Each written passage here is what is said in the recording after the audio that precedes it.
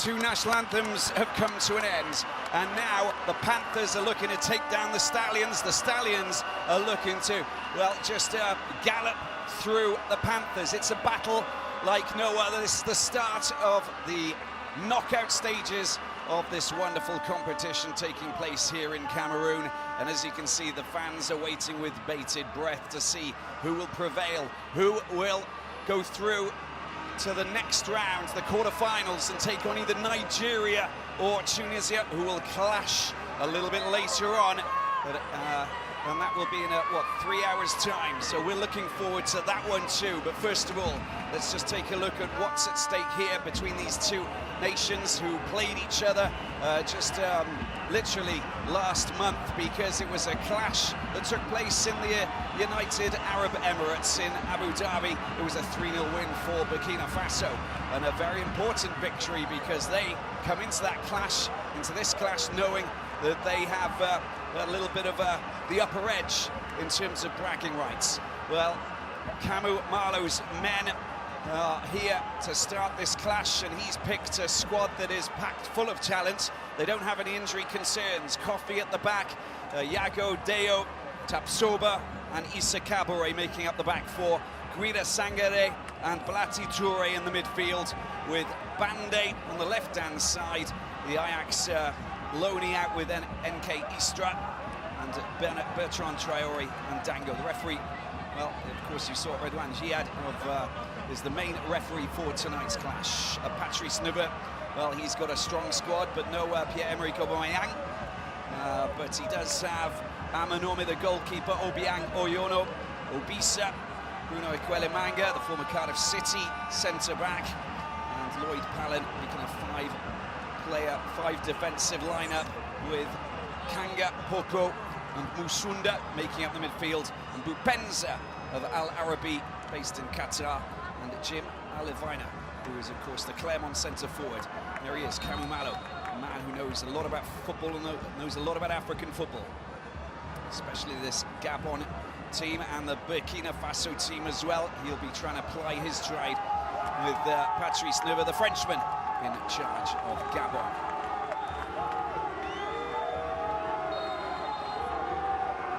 Here we go then, time for kickoff, a long-range effort going towards goal, of course, from the Panthers, who are playing in yellow and blue. It's Gabon up against Burkina Faso here for this last 16 encounter. Very strong team, the Stallions of Burkina Faso, and they'll be coming into this clash knowing that they've already played some wonderful football to get themselves into this last 16, unbeaten. Gabon also playing some great football and getting better as time goes on, as we see the first challenge with a free kick going against Gabon.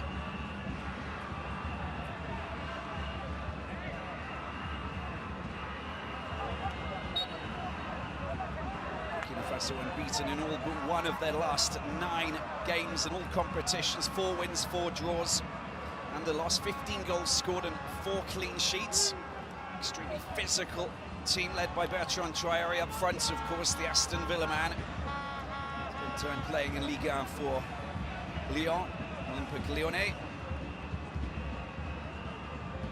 And with Ouattara Dango, who's the 19-year-old, he's only played 50 minutes of football here in Cameroon, but keen to make his mark alongside the very talented centre forward.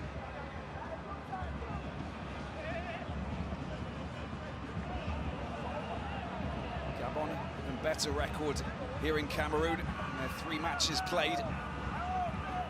1-0 win against the Comores, who the surprise team who've managed to get themselves into the last 16, of course, along with Gambia.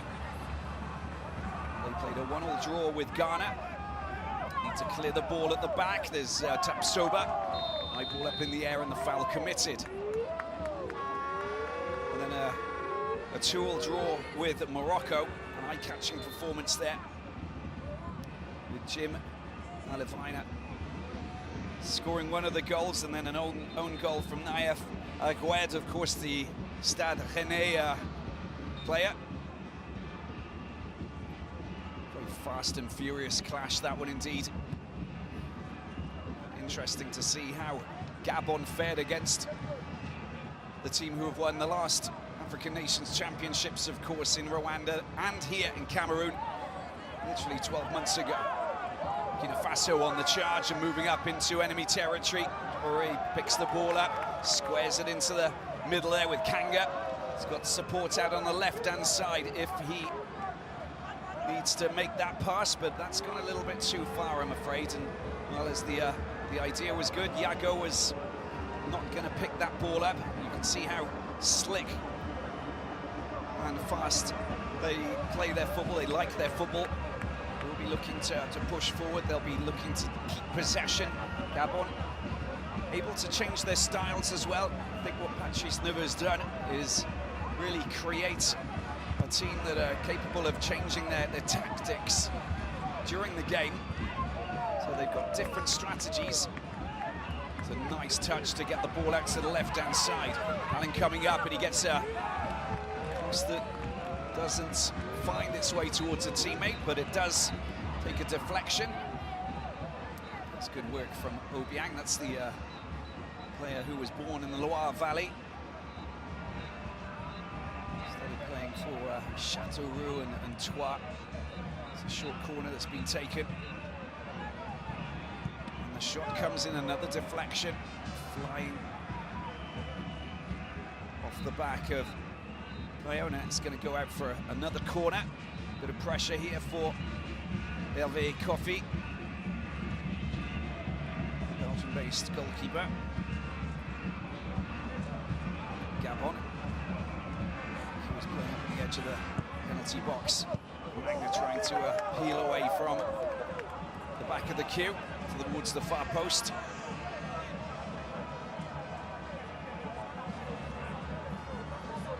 Picking the ball up once again. What's for support, has it? Is it coming up? It's just been cut out. And Burkina Faso still under attack. Not a bad little ball there. Find a little bit of space on the right-hand side. It's lofted into the penalty area. Anybody going up for that? If he takes it cleanly out of the air. Playing with fire, they're giving the ball away. This is very dangerous indeed. Oyono gets the ball across with his shot. Stroke cross. Didn't really scare Kofi. You can see that you can't make mistakes like that. Just look at that ball out there. Control was not good by Steve Yago at the back. And they will take full advantage of that every single time, Gabon.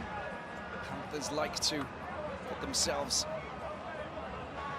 moving very quickly. One of their specialities in the counter-attack. Something that they've honed perfectly under their French coach, Patrice Neveu. Pushing forward, using the slick skill sets that they boast and brandish in the midfield and up front. Mix of Poko and Sunda.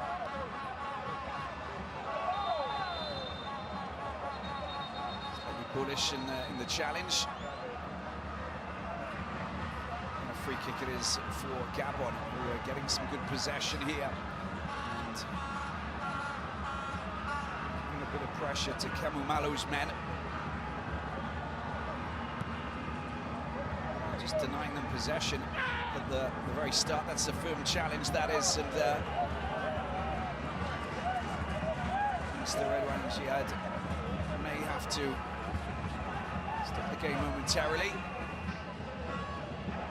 Clutching his ankle, and there's the reaction coming from the referee. Logical decision. Toes just got Dango, the youngster. He's the only teenager in this starting 11. Notice that the studs were up. It's quite nasty. He does pick up a yellow card. You see that from the replay, although it wasn't directly underneath the radar of Mr. Jihad at the start. You realised that it was quite nasty. God, can't do that. Don't show the boot, show the studs. card, the first one of the game, 7 minutes in. Outstanding player, the Clermont centre forward. Clermont football, 76 matches now playing in the Auvergne region of central France, in France's Ligue 1, climbing up into the top flight for the very first time. And he scored 14 goals. A dangerous player. Saw him against Paris Saint-Germain just a handful of months ago, back in September. And he really is a handful. He's a major threat. He'll be a bit disciplined. And there's another foul this time. It's the midfielder Guira who's going to pick up a yellow, and I think the overall reaction from the referee is to try and calm things down, because there's two reckless challenges in the midfield. Poco is the player on the end of that challenge. It's just something you need early on in this clash. You can understand that there's a lot of pressure, but you really have to try and deal with this pressure cooker situation. Here is the delivery from Gabon, looking to try and latch it in into the penalty area. It goes, headed away comfortably by Tapsoba. He's the Leverkusen centre-back, and a wonderful player as well. Big, tall player, lots of strength. Came through the Salitas Academy, which is famed in Burkina Faso. It's another short corner. Cross comes in, it's been kept up. There's a chance for a shot. I'm afraid that effort there from Bruno Quelemanga, not good enough. They still have possession, comes out to the right-hand side. Bupanza unable to get himself a little bit of space and dart between defenders.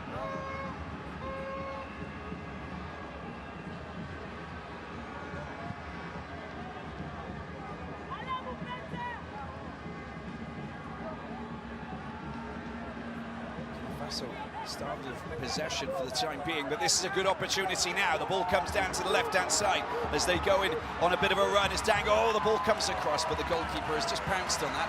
Amanome not really outfoxed by that cross, but you can see that the youngster who's based in Lorient, which is in Brittany, northwestern France, finding a little bit of space and pushing himself forward. Gabon stealing possession. Panthers pouncing. It is Traore trying to produce a fancy touch. Comes to nothing. Gabon on the attack. This is good work. Just knocked off his feet there, Alavina. In possession over on that far side. Burkina Faso looking for a decent cross. The ball comes into the penalty area. You can see that Traore goes down. I think he just stumbled marginally. Good work from the goalkeeper, Jean-Noël Amanom. Based in South Africa for Benny McCarthy's Amazulu.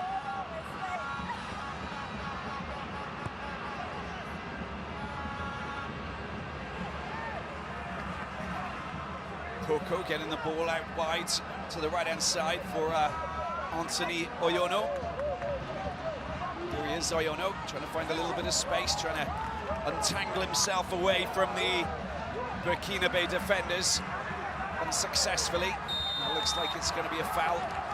Just got caught up in the middle there. Guira is for Racing Rioja in Spain.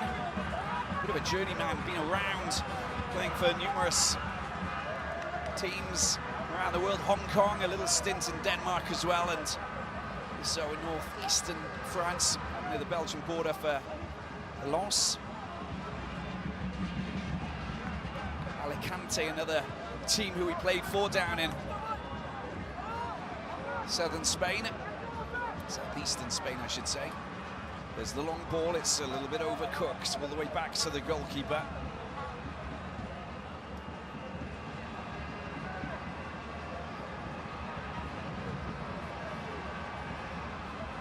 Quite happy just passing the ball around at the back.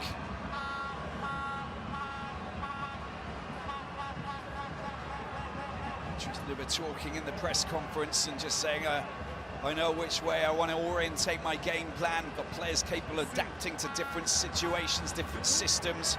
We're already convinced the fans and the people that we can play this kind of football and provide excitement.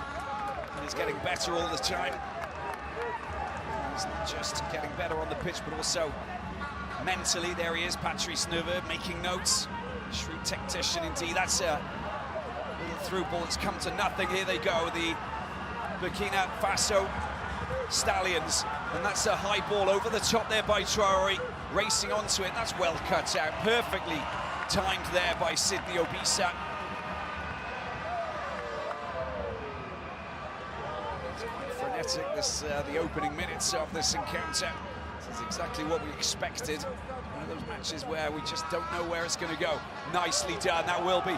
Well, there is no free kick, and he's still going up on the right-hand side. The acceleration, absolutely top class, but I'm afraid, and it's going to be a penalty. It is a penalty. There was a foul committed over on that far side, and you can see that Manga and co going up to the referee. They can't believe that the call's been made, but it's a direct decision there from the referee, Redouane Gied, and you can see the clash, and it's Obisa. And just look at Traoré, he's down on the ground, just look at the work. Could have picked up a foul there already. Goes straight down towards the byline. Just look at the incredible acceleration down towards the byline. And the challenge coming in from Obisa. He's already got the ball over there. But look at that, that's the right hand. That's what it's all about. That's the penalty decision. And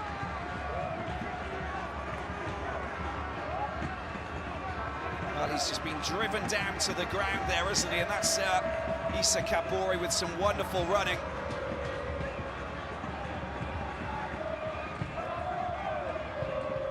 Product of, well, on the books for Manchester City, now loaned down to Troyes in France. Went through Mechelen, but you can understand why Man City want to keep him, because the 20-year-old, absolutely incredible running, gets rid of 2 players. But that final push was the last straw,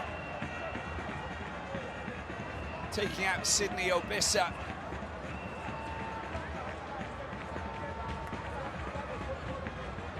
And despite the pressure on his body as he's driven down to the ground, he still manages to get a pretty good crossover.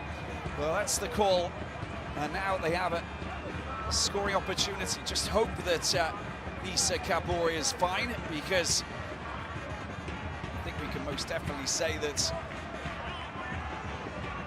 it's a clear-cut decision. He's up on his feet, which is fantastic news.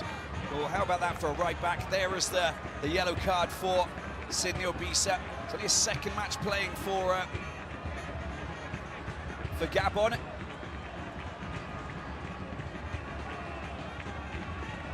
Obiang left for dust, cuts inside, goes on the outside. Just look at that little change of direction.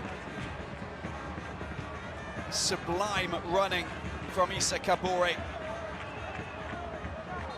And this will give Burkina Faso a glorious chance to break the deadlock and put them ahead after numerous scoring opportunities, to be perfectly frank with you, for the Panthers of Gabon, pushing up, taking the ball left and right. Jean-Noël Amanome is the man who will come up against Bertrand Traoré.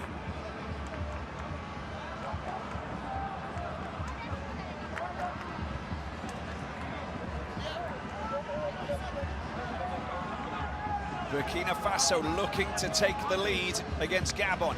Beat them 3-0, of course, in December in Abu Dhabi in a little tournament.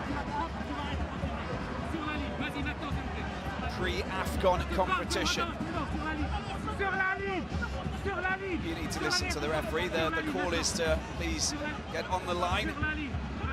The Amazulu goalkeeper told to come to the line, stand on the line.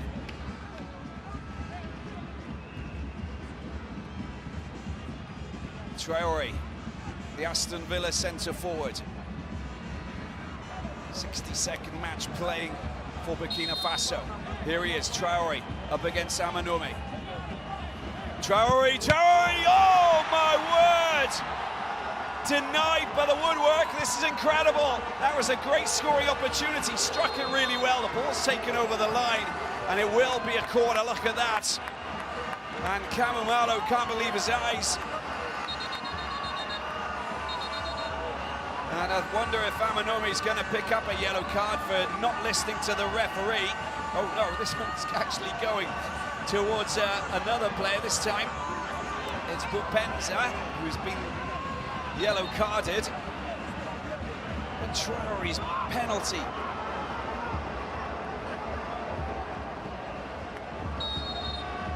Gustavo Sangare with a delivery with that left foot of his. Goes deep, way over the top. Foul committed. Knocked off his feet. Tapsoba taking up his opposite number on that occasion. Kanga. Look at that. Absolutely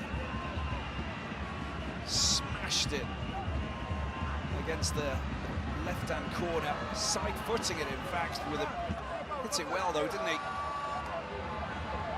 Would have beaten it if it had been a little bit lower. Not the case. We have one penalty miss, which I believe is the start of a drama-filled encounter here in Limbe at the Omni Sports Stadium.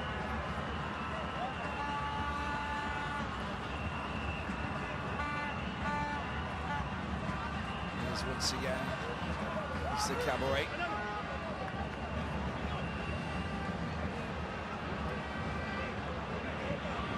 Well, he did manage to net his 13th goal, the Aston Villa forward.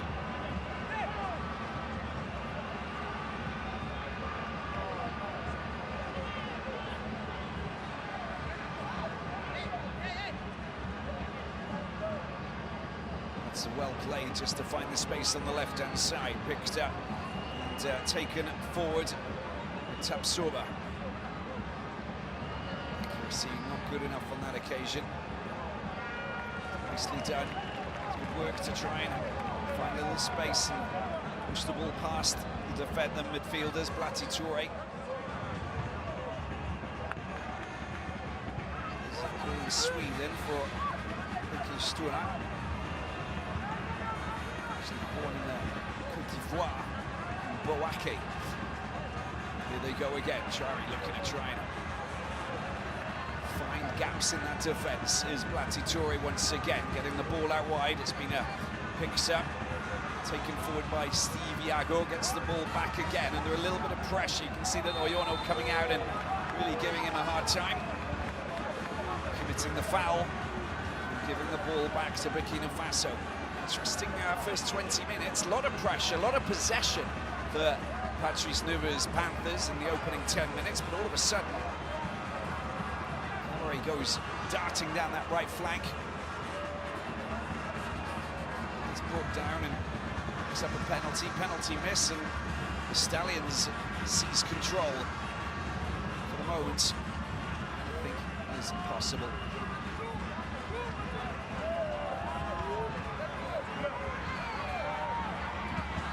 It's good defensive play. It's guaranteed to be a free kick. I think that might be another card coming out of the pocket. He's been busy taking the ball up. Blati Toure is the player, 27-year-old. 16th match 17th match for Burkina Faso.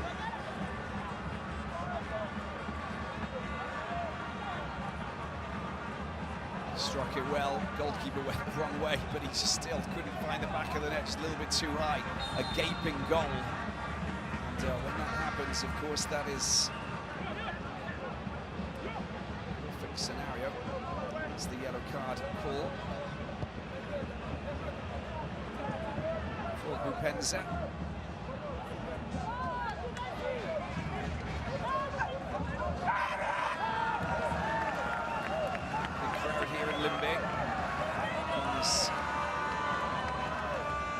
Stadium with a wonderful backdrop. You can see that Soba. Frustrated that it wasn't a goal kick, but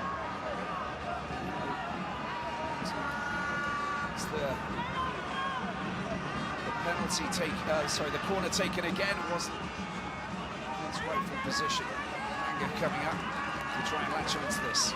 See what the delivery's like from the Red Star Belgrade winger. Kanga comes across, oh, it's been stopped, another shot coming in, blocked again. And goal-scoring opportunities galore for Gabon. And the flag's gone up for an offside position finally. It's a call for a handball, let's just have a look at that again.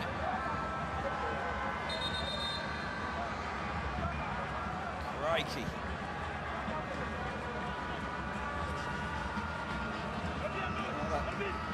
Flying off the head, and there's Penzo with the shot and the block coming in. It was Palin, ball came off Palin's head with goalless here between Burkina Faso and Gabon. Once again, Gabon pushing forward into the penalty area as they try and loft the ball into the box. No one there to pounce on it.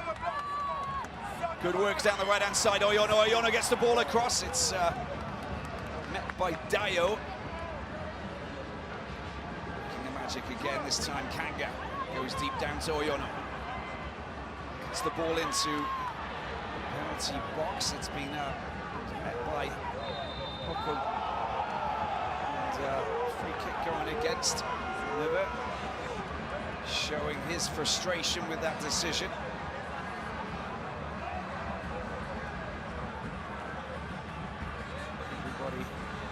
Behind Gabon, claiming that it was an unfair decision. The referee making the right call. Wide to Anthony Oyono. Just 6 caps now for Gabon. They're picking the ball up, and they go on a bit of a wander now down this left-hand side, waiting for support. And that's Dango, but his attempted pass gets deflected. And the Panthers pick it up and stroll off down the left-hand side. Sunda. His pass not good enough.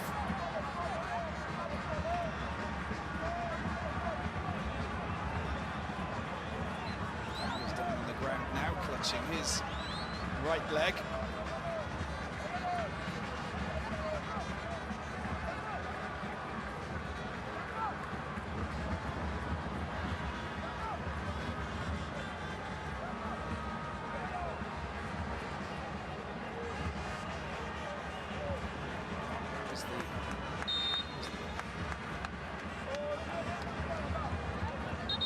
Actually got trodden on by his teammate. That was the issue there. You could just see that. It was Musunda's foot that went onto his feet.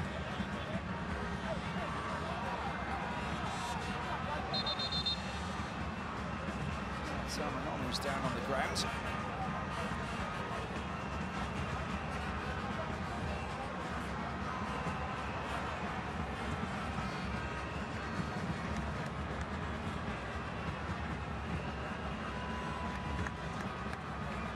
Receiving a bit of treatment, just having a little chat with Poco. It's right leg, it looks like.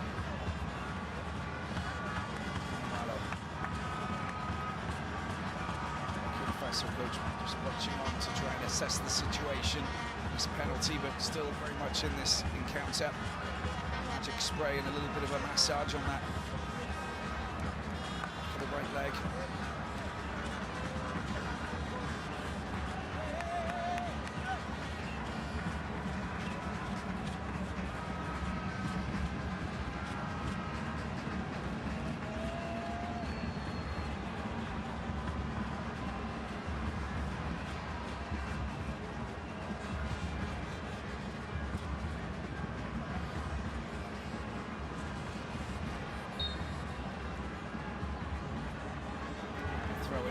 Burkina Faso. Give the ball back, of course, to the goalkeeper.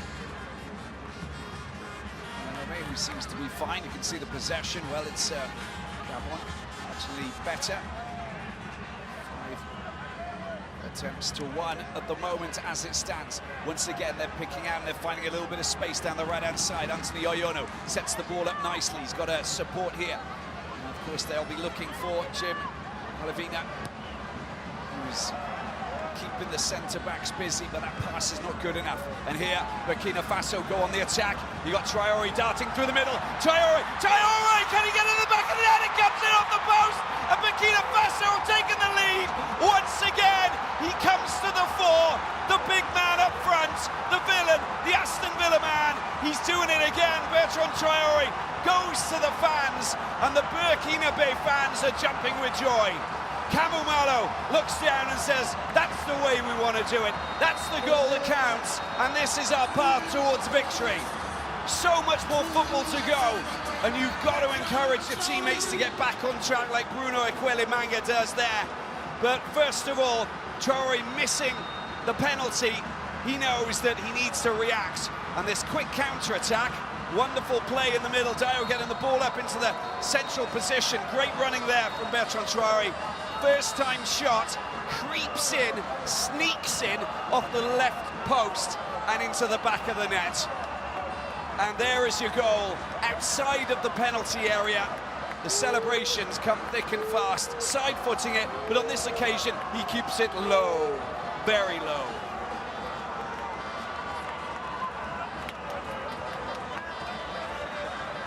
Well, you can imagine the scenes now as people go absolutely wild in Ouagadougou, of course, the capital, but right across the country, and Bobo Dioulasso and Banfora, all of these places where, well, it's just a massive hotbed for football in Burkina Faso. They take the lead. Bertrand Traoré, the man of the moment.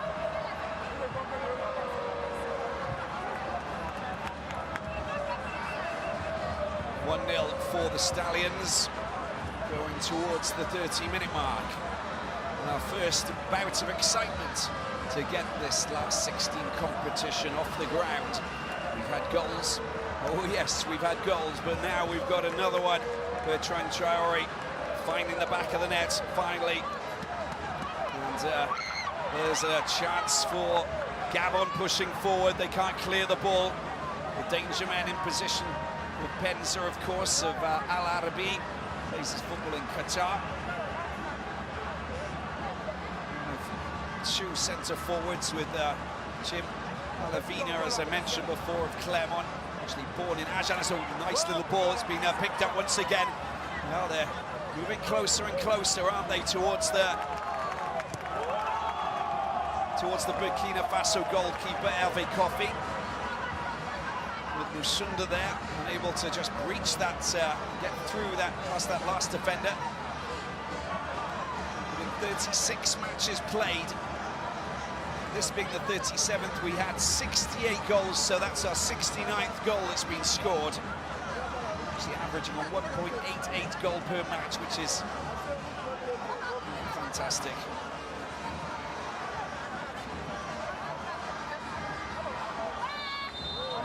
Free kick. Bundled over there by Sangaré. He's a player who plays in France for Kevin Rouen. He's just in Normandy. Came through the Salitas Academy. Salitas playing in the Confederations Cup a few seasons ago for the very first time because they qualified, and, well, to be honest with you, a very new club in Burkina Faso. The academy set up since they hosted the Africa Cup of Nations in '98. It was a general in the army who got behind it and said, let's turn this into a real big academy. They've got connections right across Belgium, right across Europe now, which is absolutely extraordinary. Some of the best footballers from Africa coming out of that academy. Here we are with a free kick. This is a chance now as Bupenza tries to get his free kick over. Goes for a shot himself. It's low, and it's, well, just pushed away, parried away with his hands and his body, in fact, Hervé Kofi, just to get rid of that shot from the Al Arabi centre forward. You're diving down and just being careful with the bounce. That's what you've got to do. Here is a chance for Kanga to deliver something. slick towards his front men. Once again, it's the Jayed, making sure that there are no shenanigans.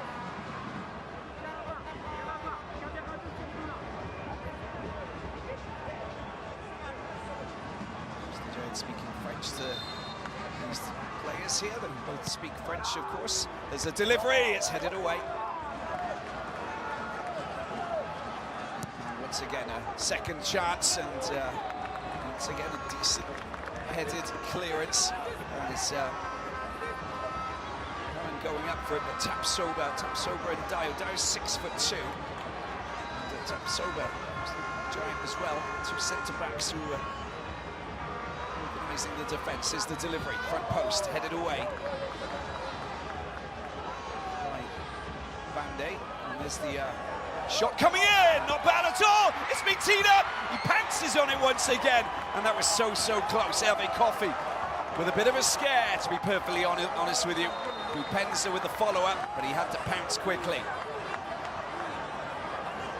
Look at this coming in, and why not give it a shot, do whatever you can. Obiang with an audacious effort there, trying to catch Coffey off his line. He comes back and throws himself into that, and the follow-through from Bupenza.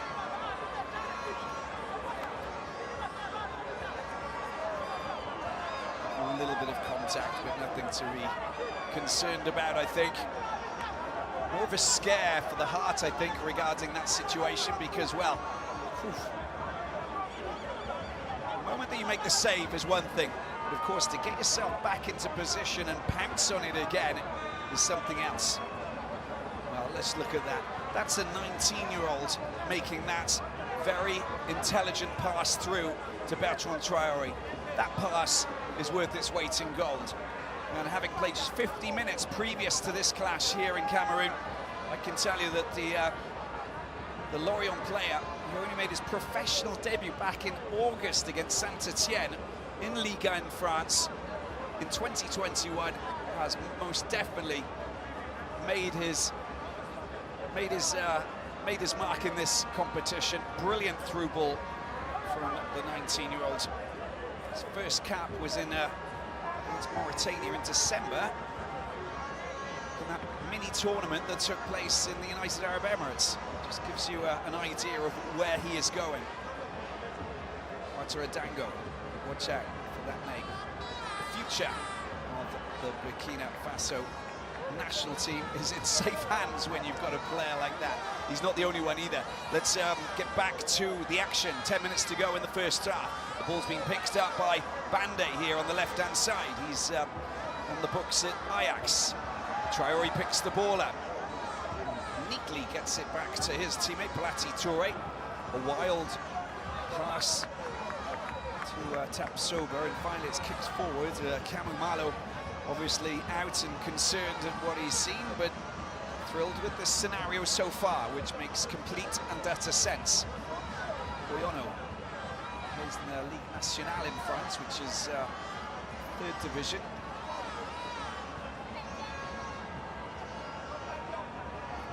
For Boulogne, which is an area just in the south of Paris. Lille in northeastern Paris, northeastern France. 9 minutes to go in the first half. This last 16 encounters, the TotalEnergies Africa Cup of Nations 2021. It's Cameroon waiting a long time for this competition to take place. It's here now, and we are having an absolute blast. Look at the skill set. That's wonderfully done at the back by Guira. Sober sends the ball up deep towards Traoré. It's headed away there by Manga. Once again dispossessed on the right-hand side. He was looking for the ball there. Issa Kabore decides not to make that pass. That's a nice little dummy. Nice and neatly done. Picks up on the left-hand side. Here's Bande. Bande goes down, and the referee says no free kick. Finally, it's smashed away. And coming up to meet that is Dio, and there's another challenge. Sangare hurting his hands by hitting the ground more so than the pain that he was feeling from the collision, it seems. Sangare on the ground. Another player who recently played his first international match. Oh, that's nice to see. There you go.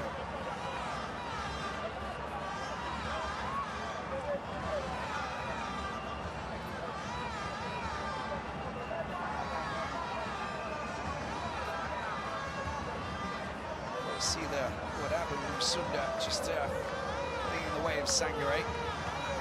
Nothing deliberate. Free kick it is though. And a chance for Burkina Faso to push forward once again. What we've seen in the past is just their amazing ability to provide us with some fine entertainment. Burkina Faso, they really have played some wonderful football in the 12 appearances that they've actually had at the Africa Cup of Nations. Just look at this long-range effort. It's a bullet shot, a little bit too high.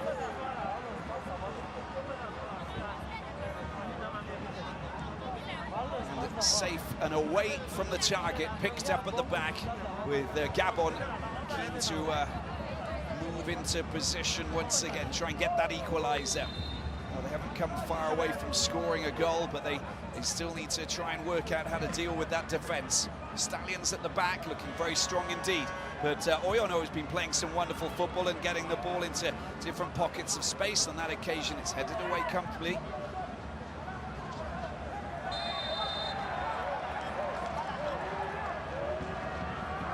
Complicated scenario.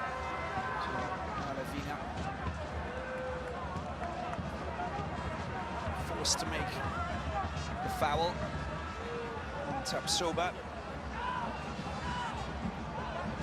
represented by Portuguese legend Deco for a while. Came out of the Salitas Academy as well. Talked about it before with the Sangare, another player, and of course on the books at Leverkusen in the Bundesliga. He's 22 years of age. In fact, he's nearly got as many caps as he has years. Will obviously be overtaken very swiftly indeed, depending on how they fare here this afternoon against Gabon, who is looking pretty good. Taught himself how to play football in the streets. And a lot of the players here have either played for one of the top teams in Burkina Faso or to grab us a good bit of running. Poco cut short in his path. Comes back out with Sunda over into the middle, working their magic. The good ball back out onto the right-hand side on this occasion. First time attempt to get the ball towards the front men. Blocked and taken out.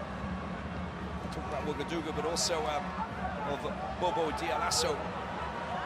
Here they go again. That wasn't a fine pass, was it? Kweli Mango over there, it's a great opportunity. Can he find the back of the net? Oh, it's a great goal! Look at that for control. It's been rifled in by Bupenza, the Al Arabi man. Scoring the goal, but you can see that the referee's hands up in the air. And he has called for offside. There is the call, there's the line. The linesman, look at the left arm. See when the linesman's flag goes up. In any case, I think we got the lay of the land. Could have been a goal if he had just left his, pushed himself back beyond the last man. Wait for the confirmation, of course, from Angied. Bupenza. He was as alert as an eagle there. But it was the fraction offside. The left arm was just dangling a little bit too far ahead. And confirmation coming through as they failed to score an equaliser. which would have been at a perfect time just before the break. Psychologically, it really does help. Bupenza is such a dangerous player, along with Olivina. They are still constantly looking for scoring opportunities, and two different styles of forward, of course. But it's still Bertrand Traore's 28th minute goal that separates these two teams. Last 16 of the TotalEnergies Africa Cup of Nations, Cameroon 2021. There he is, Traore, the goal-scoring hero for the time being. He is leaving the Central African nation of Burkina Faso on the edges of their seats as they hope to push through into the next round of this competition. It has brought so much joy since it all kicked off 14 days ago.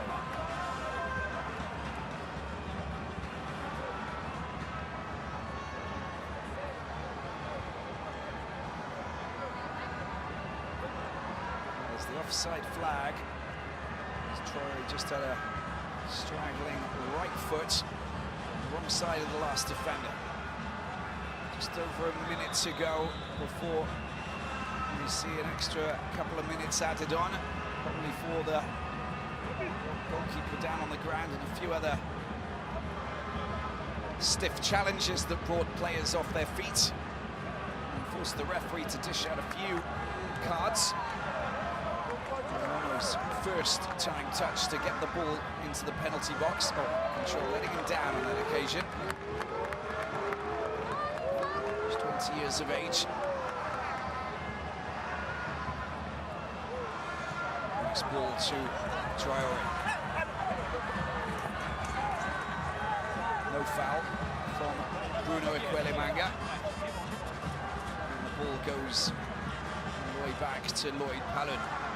This is football for Bastia now, formerly at Nice. Played for Club Brugge in Belgium, had a stint there as well. 68 matches played for Gabon. He's seen quite a lot.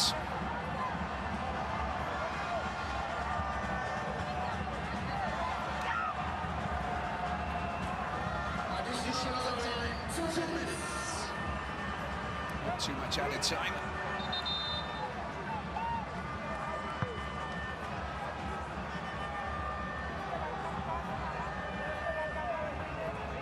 See Kickoff back into this Burkina Faso team. Of course, he missed the last match. He was to wait for a negative test from COVID-19. And obviously back fit and raring to go.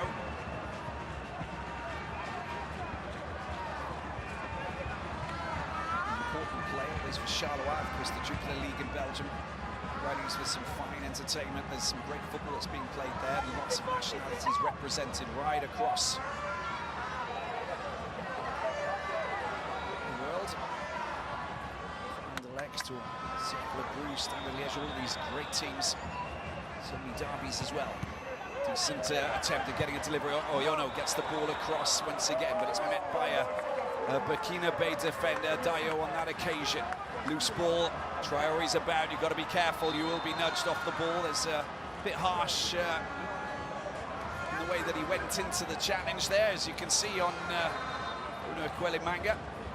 That's the call, with the left arm, and a bit more of the body, I think, for Bupenza. Great control, pulling it back with the left and then sweeping it in with the right foot. Good skill set indeed. And they go in search of another scoring chance. That deep ball down into the corner, met by Issa Kabore. It's cleared.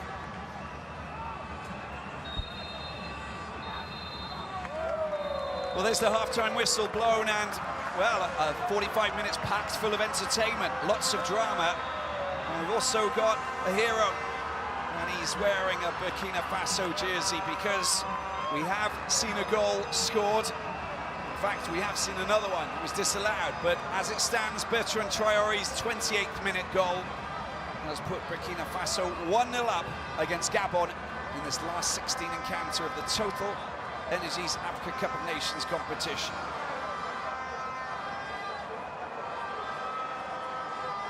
Well, it's been riveting stuff, to be perfectly frank with you. The fans, well, they've been enjoying this in a big way.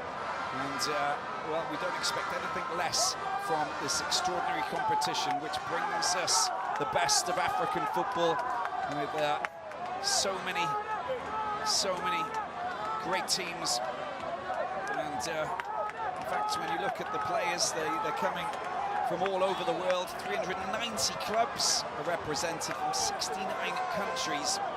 Most diverse competition in world football. And once again, we see that the party is taking place here in Cameroon. And a goal has been scored in this last 16 battle. Both sets of fans enjoying themselves. Burkina-based supporters, maybe a little bit more than the supporters from Gabon.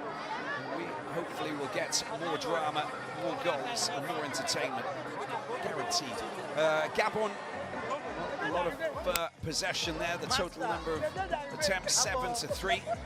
2 on target. You can just understand where Burkina Faso, they've been pushing forward and getting themselves a goal or a penalty opportunity as well. Look at the accurate passes, 131 to 77. And the accuracy has been good, so obviously the stats don't really tell the tale, because Burkina Faso have scored a goal and they've missed well, they've had a penalty denied by the woodwork.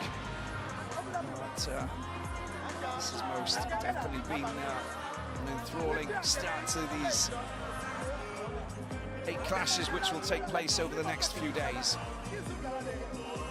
Burkina Faso in the driving seat at the moment and looking like they're in a very positive place going into the second half. Watch out for Patrice Neveu. He knows that Gabon will hit back. Remember, they are unbeaten in this competition so far, following that 1-0 win over the Comores and then the 1-1 draw with Ghana. Ghana knocked out in the competition, along with Algeria as well. Let's take a look at the highlights from the first 45 minutes then. Burkina Faso, Gabon, the first match of the last 16 of this wonderful TotalEnergies Africa Cup of Nations competition here in Cameroon. Issa Kabore down the right-hand side, working his magic. And the first scoring opportunity. Well, it was a cross, but it was easily snatched out of the sky by Jean-Noël Amanome. And then this man here, Issa Kabore, well, on Manchester City's books, but playing for Troyes, and the referee calls for a penalty immediately after that push there on the right back. And look at what Bertrand Traore produces, side-footing it with plenty of power. It comes flying back off the woodwork, denying Burkina Faso a goal. See it from the replay. It was finally struck, don't get me wrong, just not on target. But this is what happens in the 28th minute.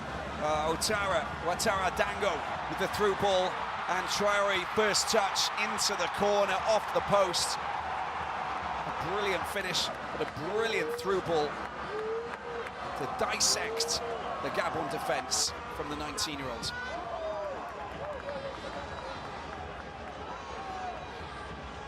Gabon, plenty of pressure, and that effort there wasn't too bad from Obiang.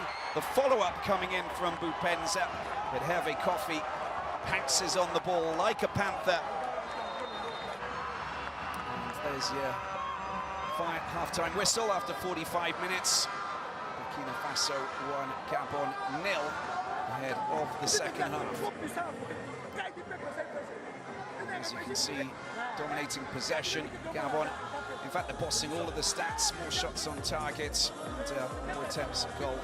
We're going to take a break, and the second half coming up in a few minutes' time. Stay with us.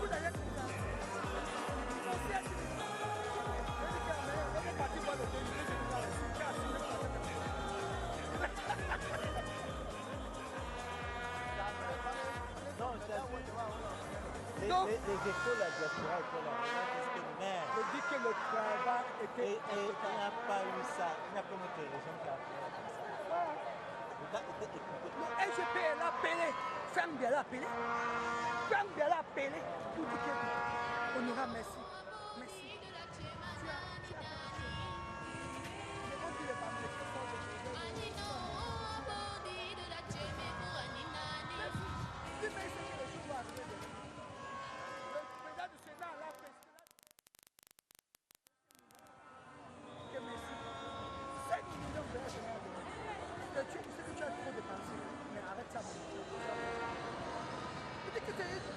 J'ai dit, regarde,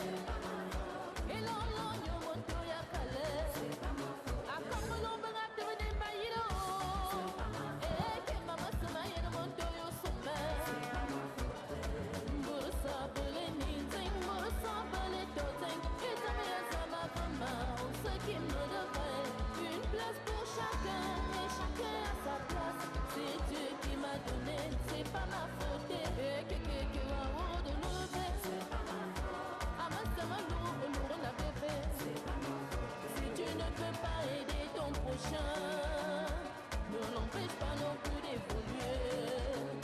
Et que wao de l'univers, c'est pas ma faute. Amasama l'ouro n'a pas fait, c'est pas ma faute. Baba sans me soda l'irénita, oh me soda l'irénita.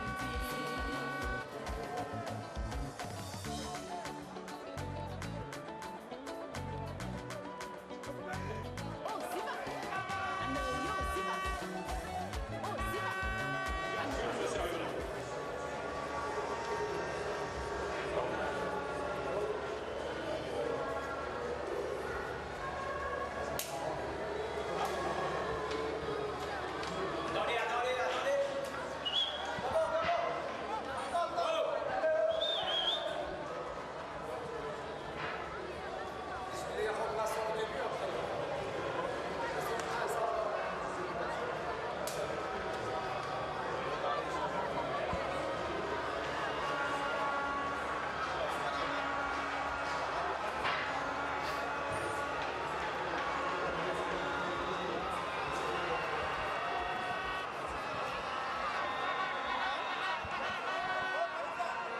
Welcome back to the Limbe Omnisport Stadium. This is the TotalEnergies Africa Cup of Nations Cameroon 2021.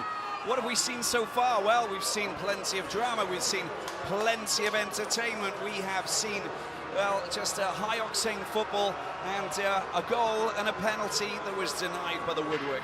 We have seen quite a lot so far, and we intend to see a lot more. This is African football. This is African football at its best, and we are hoping that it spills into the second half, because we've got to have one winner from this battle here. It's the first of 8 clashes, the last 16, of course. They started off as 24. Now we have 16 teams, and everybody wants to go a little bit closer towards the final.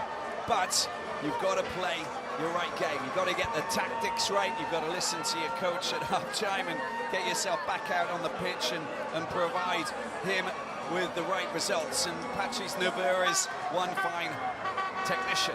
He's someone who knows a lot about football, who's been around for a while, coaching lots of national teams, and he spends a lot of time on African soil, having started off with Niger in 1999, and then Guinea, and then the Democratic Republic of Congo and Mauritania, amongst others. We have a change, and the change is that for Gabon, we have Musundo, who's gone off, and we have this man here coming on, Louis Ameka.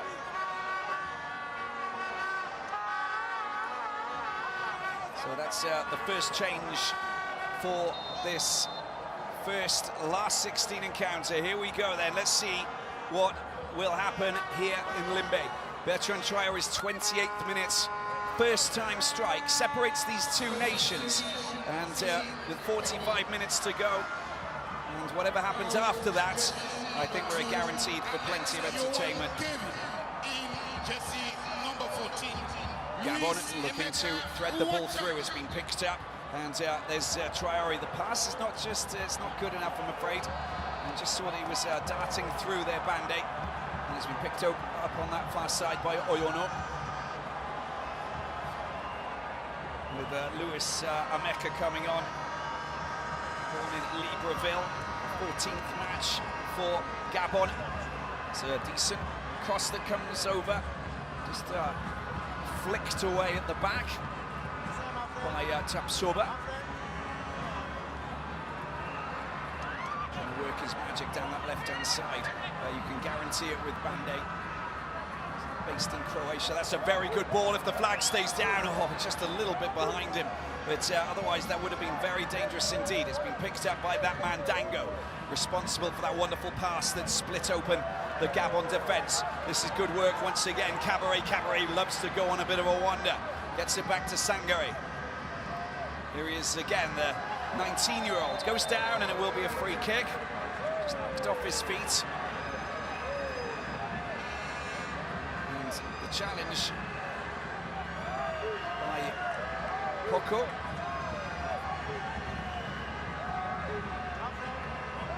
Sangare will take this. Looking to try and keep that out. Faso on a mission here in Cameroon.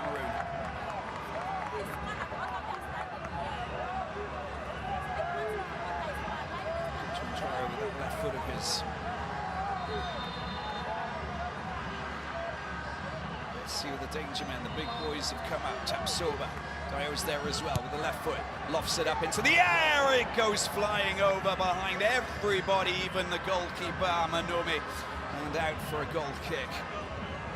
Perfectly delivered. No one storming in at the far post behind Oyono. I think that could have been the move that was missing. Obiang wins the throw-in.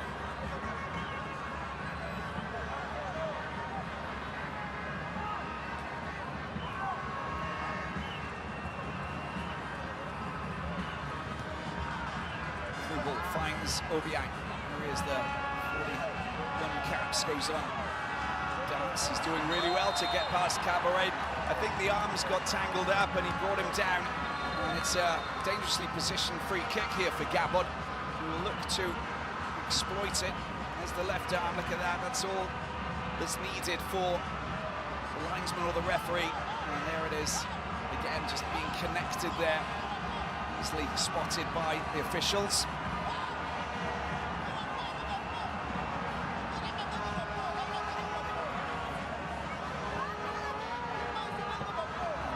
See that in the set pieces, the big players come up, Obisa's come up.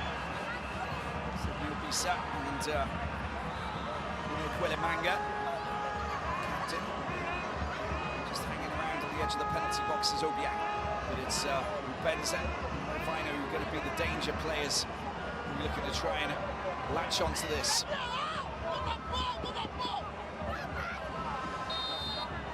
4 minutes into the second half. Hit very flat, no one there, couldn't latch onto that. Bupenza, the idea was good. Good work down the right-hand side, the ball comes across. That is fantastically intercepted. It's exactly what you need from your players.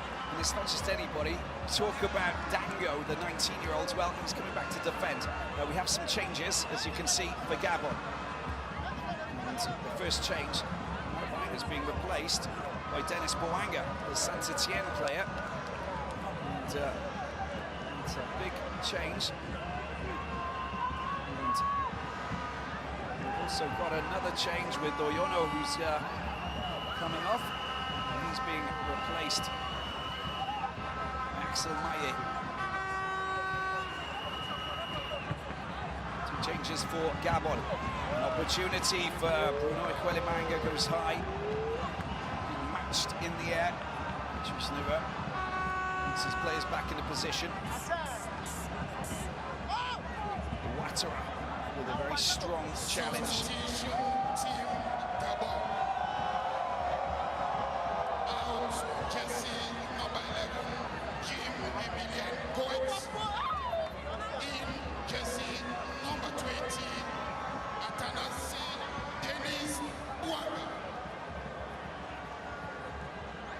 I think that I saw that Somela Ouattara has also come on for Burkina Faso. Substitution, team Gabon. Out, jersey number 3. Ball coming out wide, picked up by Kanga. Kanga goes down deep. There's the pick up, Obiang. Oh, a fluffed clearance. At the back from Tapsoba.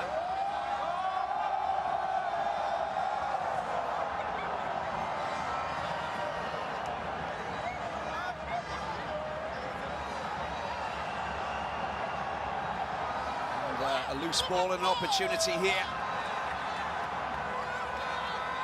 Again, you can see Dango putting lots of pressure on the defenders at the back. It's Kabori.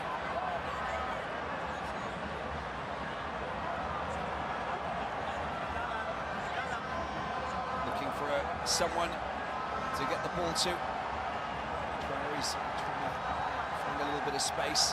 Ball into the penalty box. It was an interesting idea, but just a little bit too far away from Bande and co.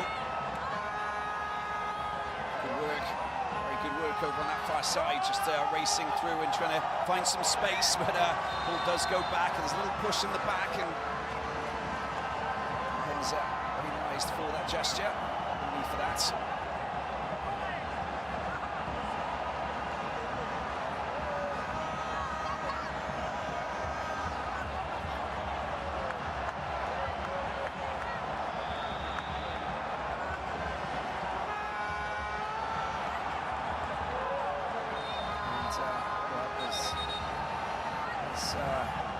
Dango falling underneath Obiang. Seen a lot of firm challenges.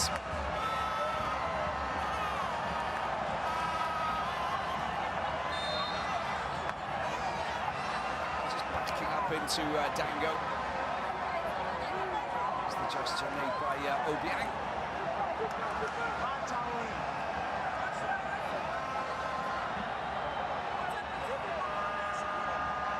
8 minutes into the second half, and Gabon getting a bit more possession. They had more possession than Burkina Faso in the first half.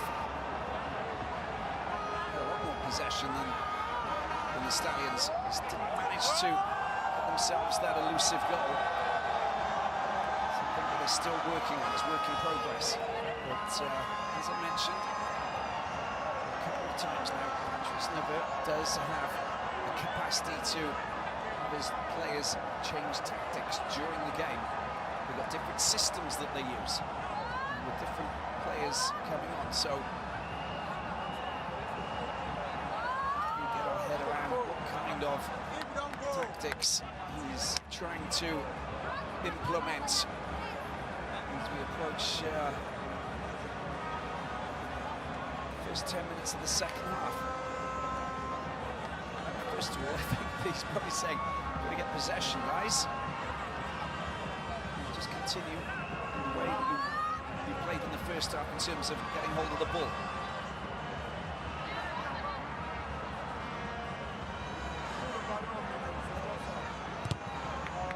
Will be a throw in for Gabon.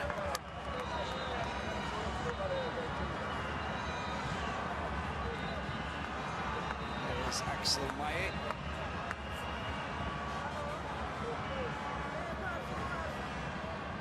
Nicely done by Maye, gets the ball across. It's a great opportunity, but taken away by Hervé Kofi, who did well.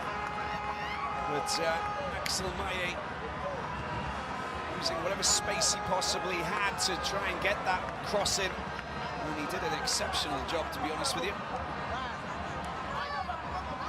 Morocco for Ittihad Tanger. Playing for Gabon since 2012. 26th cap now for Maye. As they get the ball back over on that far side. Just going again, here's Boanga. Lost it into the penalty area, a little flick and a chance again. But it's covered there at the back by Issa Kaboué. Away from the ever-dangerous Bupenza Boanga. He's miles offside though, wasn't he, the El Arabi centre forward. As the ball that came across by Maye. Bupenza unable to get anywhere near the outstretched hands of Kofi. We are now 11 minutes into the second half with Burkina Faso sitting on a 1-goal lead.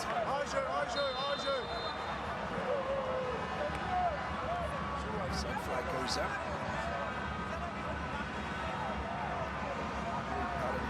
From sides, just making sure that anyone got behind him. Picked up by Obiang. Next to Kanga. Manga leaves it for Parun. To the right hand side, where they go again. It was the perfect pass, was it? Because the idea was good from Luis Ameka, but to make sure that you are meticulous with your passes. That's not bad at all, that run through, and that is good effort indeed. And again, the goalkeeper in the wars with Jean-Noël Amanome heroically diving onto the loose ball ahead of Ouattara Dango.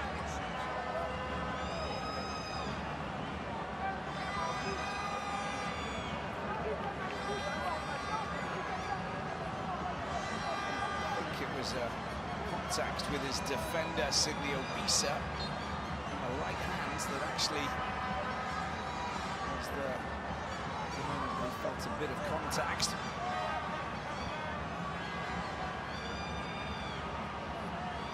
Dango saying, "Don't look at me." Gabon seeking the equaliser. Gabon keen to get themselves that goal, that elusive goal. They've won the ball back. This is nicely done. That will be a yellow card, and that's not good. Poco, another player for Gabon, who has got himself into the referee's notebook.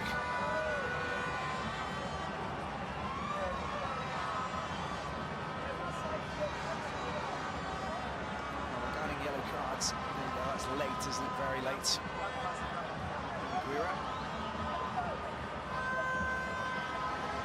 Of the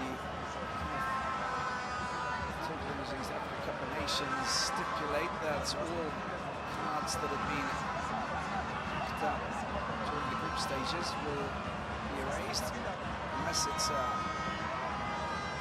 2 yellows. Then that means that you'll miss the next game. So Keita, for example, is missing his 16 encounter, but everybody else is able to play, and then that's all that matters at the moment. So all these players picking up yellow cards, regardless of what they picked up previous to this, if they haven't, not on a ban and they're not missing out on the first game, of course, which would automatically be the case, then they will carry on through.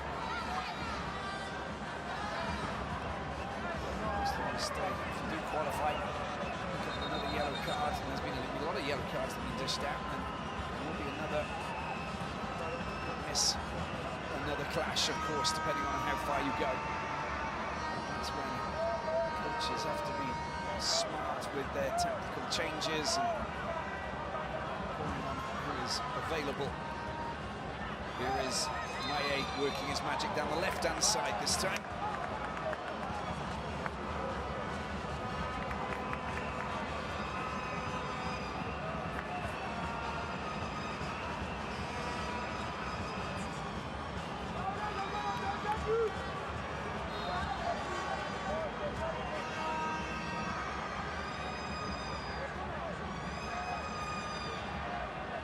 Ball up towards Bande, it's been picked up. Oh, that was nearly a nice through ball there from Dango. And just gives Gabon the chance to push forward a little bit, picked up by Obiang. Obiang gets his ball across, but it's been neatly tidied up in the middle. Really good work, this is a great opportunity. Now, Burkina Faso going for another goal. If he can get the ball, oh, he just couldn't get it across, could he, Dango? And Traore was there in the middle. Great counter-attack and an opportunity that has gone away from the Stallions. Just look how fast it happened. He wasn't the player that, well, I think he was trying to pick out Traore, but good vision there from Dango. And Bruno Ekwele-Manga just getting in the way and doing exactly what he does best. And just forcing him to come back, and then afterwards dispossessed. The frustration of Kamumalo. Issa Kabore. Strong challenge from Obiang. He gets knocked off his feet, free kick it is. Ouattara comes in, throws himself into the challenge in a big way.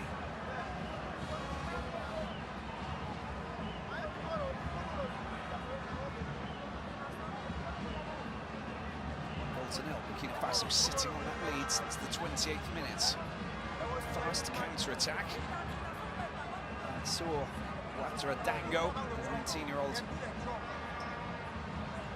split the Gabon defence in two with a perfectly weighted, meticulous, low through ball that was raced onto by Bertrand Traore, whose first touch beat the goalkeeper, Manome, into the corner, off the left post.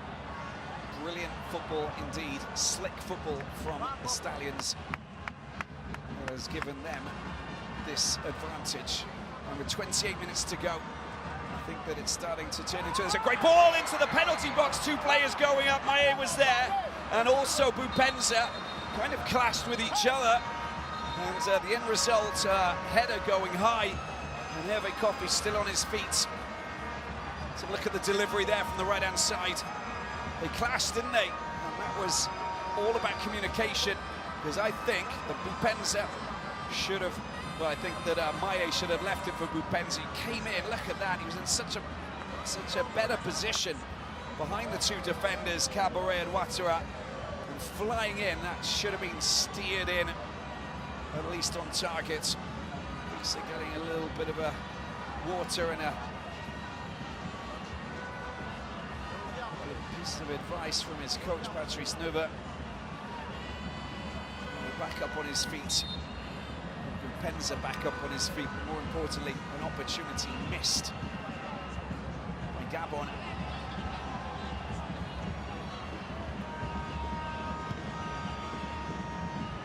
8 appearances in the Africa Cup of Nations. They're losing possession. Gabon on the attack. Can they get themselves the shot?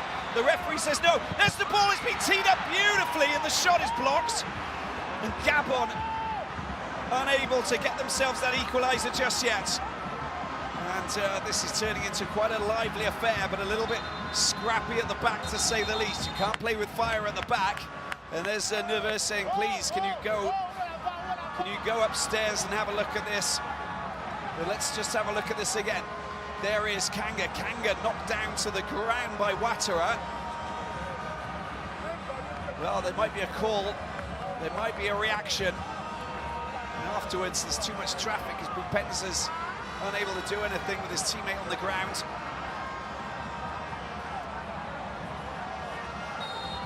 And play on, says the referee.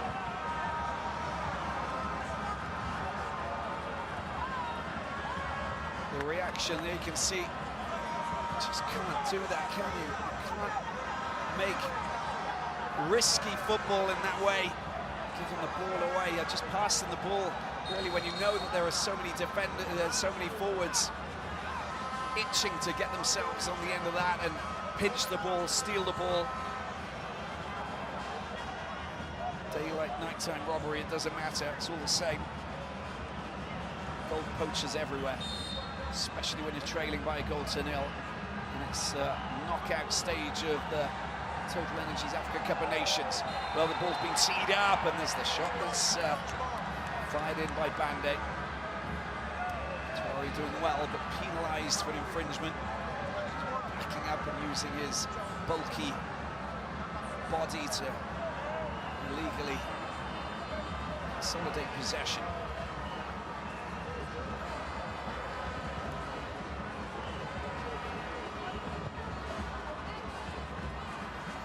Two-time quarter-finalists in this competition. It was 96 when they first managed to make it to the last 8 after qualifying from Group B.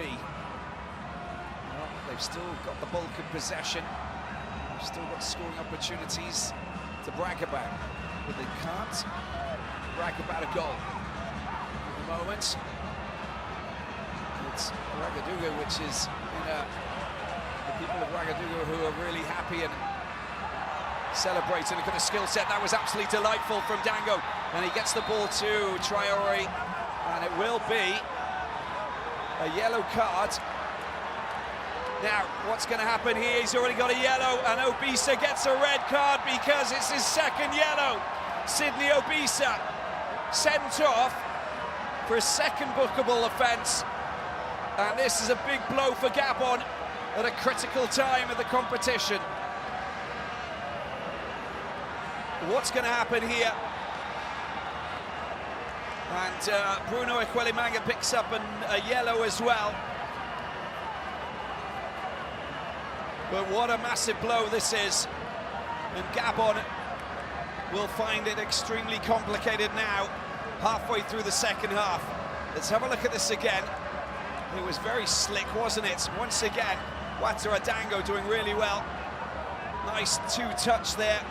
Traoré picks the ball up, and it's the block. Just look at the shirt pulling on Dango is the reason why he was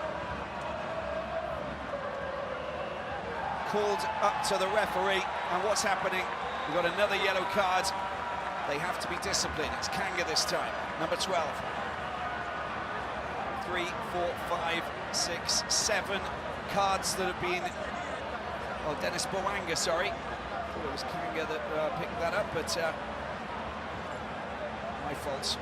But this is bad for Gabon. Sydney Obisa, Royal Olympic Club Charleroi player, is in the 3rd division of Belgium.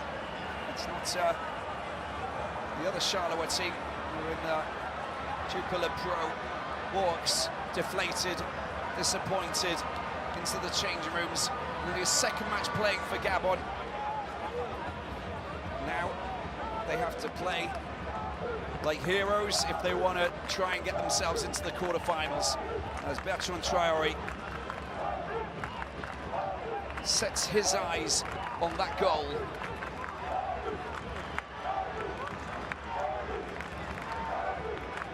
The momentum moving away from Gabon.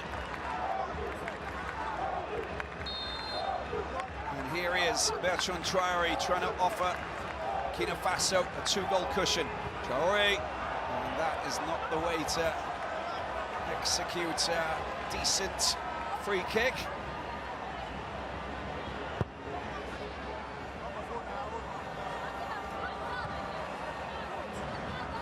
It's been kept in play according to the linesman. Come out now.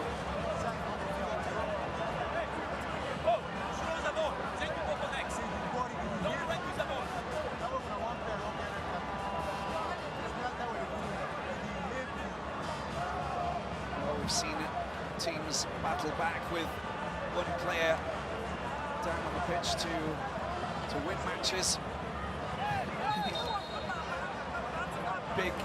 Big stages. Time wasting. And now picks up a yellow. That's the 3rd yellow card for Burkina Faso. It's just a waste, isn't it? We just don't want to give that chance away.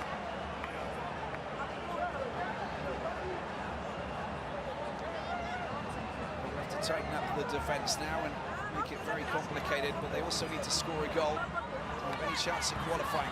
Nice play indeed. That's very strong defensive play in the back, coming across there. Tapsoba just covering his ground like a veteran. He's only 22 years of age. Being picked up here now by Bupenza. Bupenza gets a decent ball over. Forced to head of the ball away, Steve Iago. And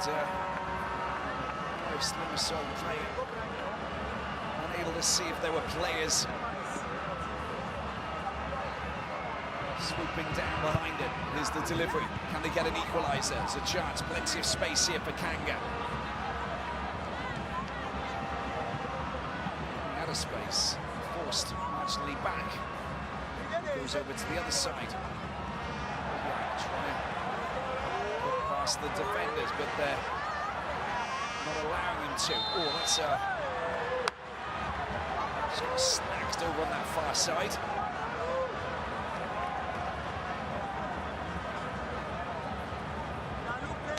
Poco. He's going to collect the ball, but you can see what Bande's got to offer. He's got a lot of time playing in Egypt. One just down the Nile. It's Sudan. Of course, Mizir. The teams that play in the Egyptian Premier League. A host of fouls committed, but also yellow cards littered across the pitch when you actually look at the team sheet. 7 yellows for Gabon. Well, he's been an absolute delight to the eye, hasn't he, Ouattara Dango? As I said, first cap against Mauritania in December, at the end of last year. His first professional debut playing for Lorient in Liga in France in August last year. Now he's on the big stage as we see a change with Bande, who's going to be replaced by Sanogo.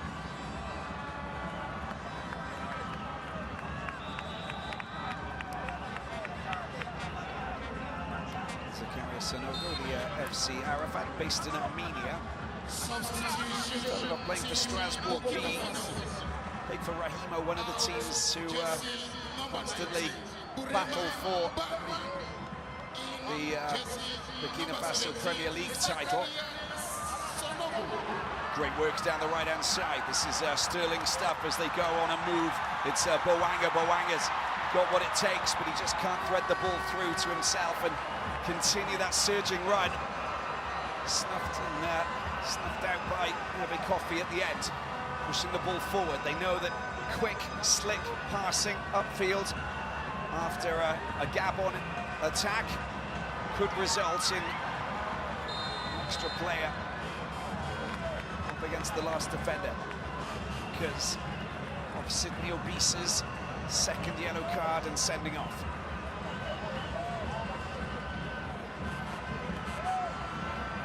Maya, fraction offside as he hoped that the cameras weren't working for a moment, but of course everything's working perfectly. They're going on a Sanogo down towards the byline. This is the attempted ball over into the penalty box. Comes to nothing from Blati Toure.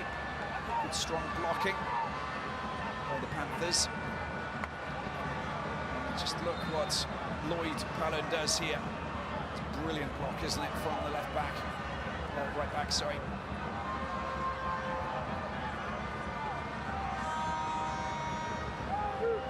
Corsica and Bastia.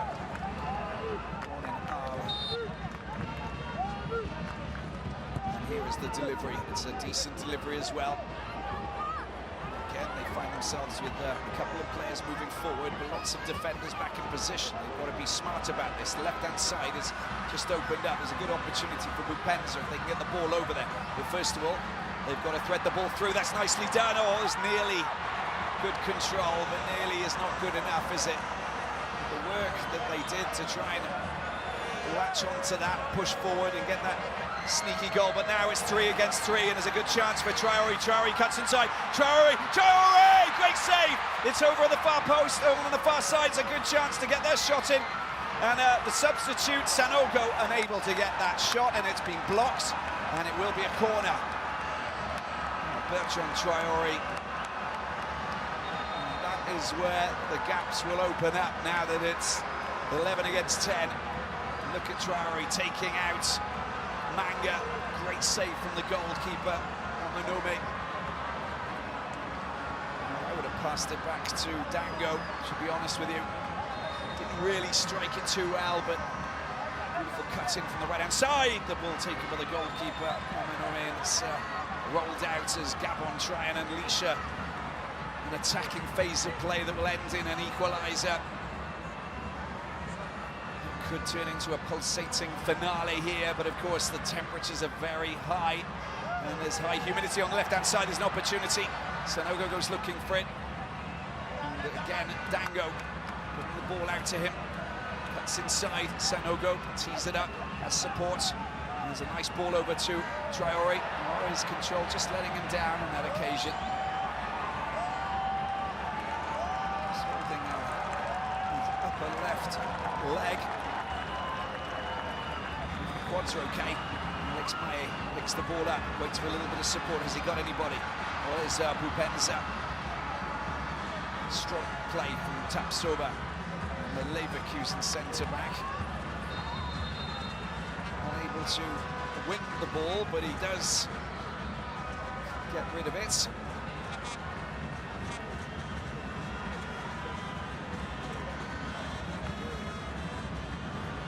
This clash will take on the winner of Tunisia-Nigeria. That takes place tonight. It takes place in just less than an hour and a half.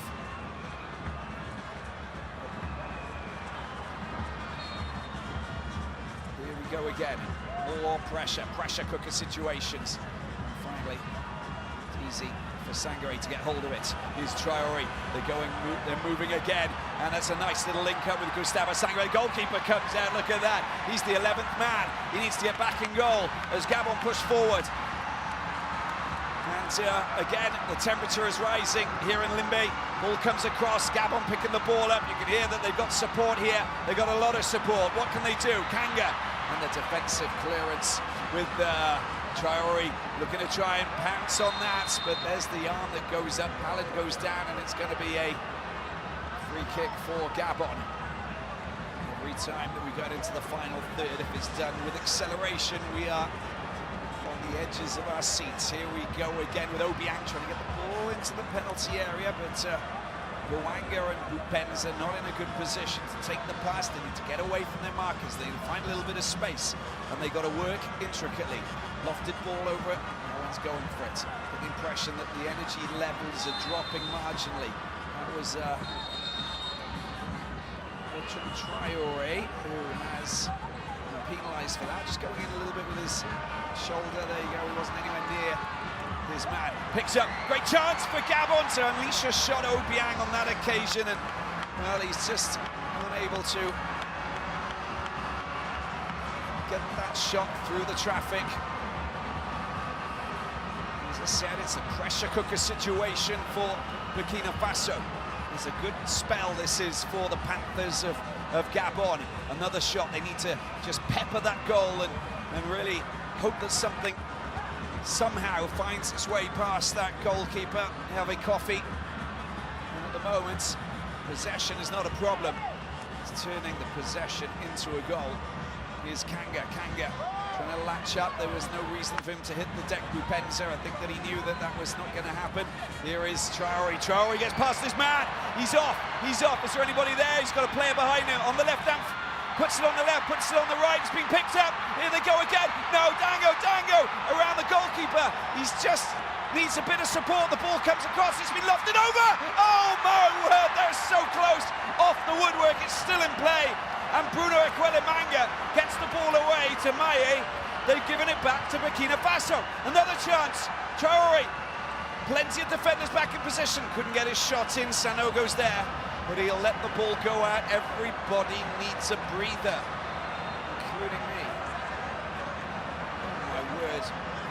Look at that. Just where are you going? That's brilliant. That's unbelievable. Dango is just absolutely sensational. But great work from Amanome, the goalkeeper. And just look at that. Sanogo, it looked as though it came close to the... nowhere near the woodwork. The woodwork was in fact Sanogo's leg. Kept the ball in play, just couldn't get it in from that acute angle.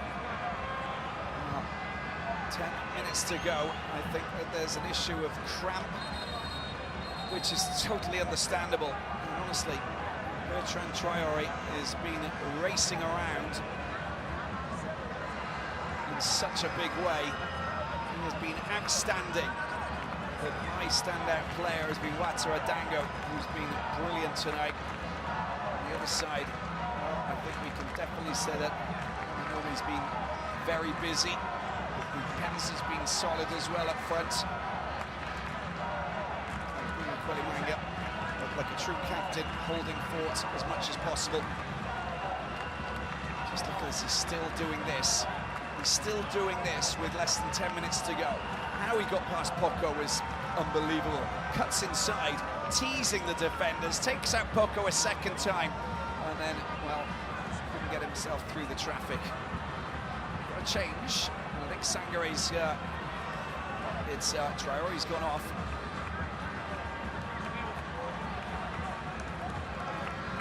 And Sangare replaced by Simpore.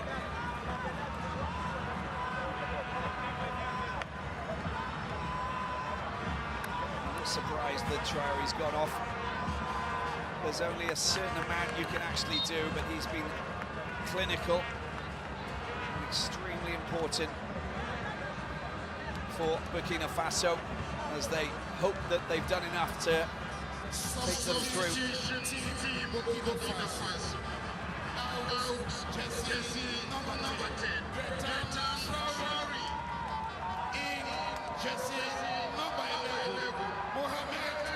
Konate's come on to try and... Oh, there's a handball, Great opportunity! It's a block again from Amanome, who just comes to the rescue. Remarkable scenario. The shot from Blati Toure, denied by the Amazulu goalkeeper. It's all happening here in Limbe. Let's hope that this suspense, drama and entertainment spills through to the next clash. It is, of course, Tunisia against Nigeria. The battle of the Eagles. Sanogo on that far side. Looking to try and work with Dango. Dango win the free kick there. And he, again, just shows us what he's capable of doing. Brilliant play for the Lorient forward, who's just 19 years of age. And that was the shot after it came off the arm of Bruno Ekwelemang. There you go, that's what happened there. And shot from Blati Touré.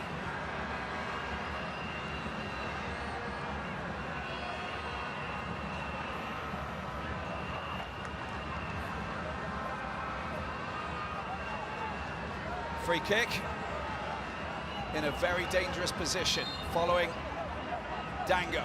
Here's the shot, and it's the wall. Ball down to the right-hand side. Here is Dango. Over to the far side, the header comes back. There's a little slip. There's a chance for a shot. Can they get in the back of the net? Great save from Amanome. Brilliant save indeed. The shot that came in was from Guira from close range, and they were queuing up. We didn't know who was going to take the shot. We knew one was going to come in. Unselfish play there just to tee it up. Brilliantly put in his path by Simpore. And how about that for a tip over the crossbar? And the Amazulu goalkeeper, Jean-Noel Amanome, having a sterling game and putting so much pressure on him, the Burkina Faso men. And once again, they try and push forward. Number 28, Yanis Clarence Gantu. We've got another change that's taking place. With Obiang, who's come off.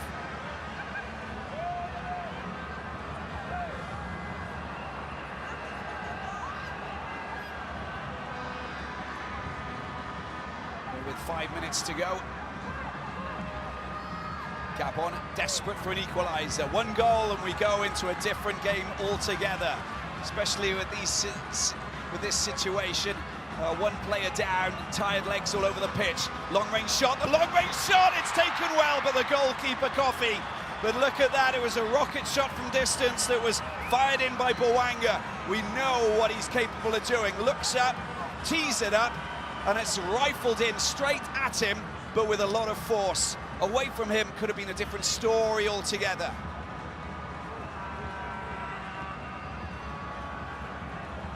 Burkina Faso in the middle, losing the ball and picked up and taken forward here by Gabon into enemy territory.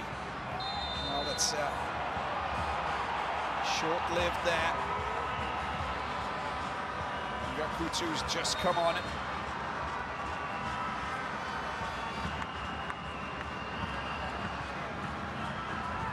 Is you have to go for goals now. No goals, nothing happens after that. It's a goodbye, isn't it? It's the end of the competition. Yanis and Kutu coming on, and there's another foul going against Gabon. Plays for Leon Ladouchère. Kutu. On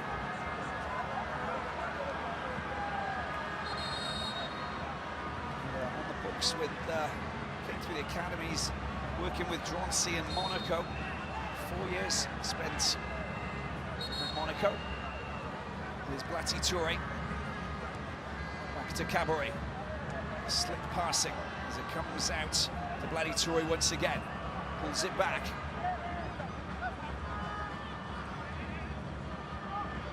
That's gone a little bit too far, maybe. Sanogo trying to claim that it came back off. Lloyd Bullen, not the case. Time's running out, 3 more minutes. Kamumalo knows that His stallions can't trot. There's no place for cantering. They've really got to gallop, and they've got to remain high octane right till the very end. They can't give away free kicks like that, because they will put themselves in dangerous positions. This is dangerous. And, well, when you've got Bupenza and Bouanga, they're going to be looking for those kind of opportunities.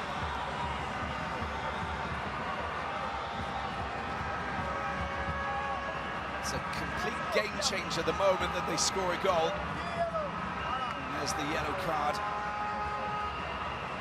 for Sampore. Fourth yellow card for Burkina Faso.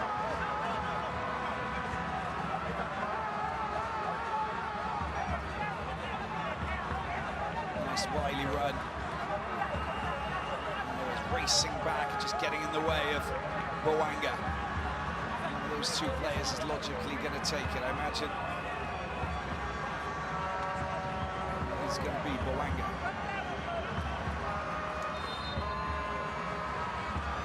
Bouanga up against him.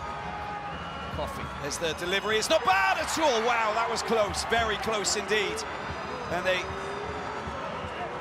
fooled us. Bupenza was the player who took it.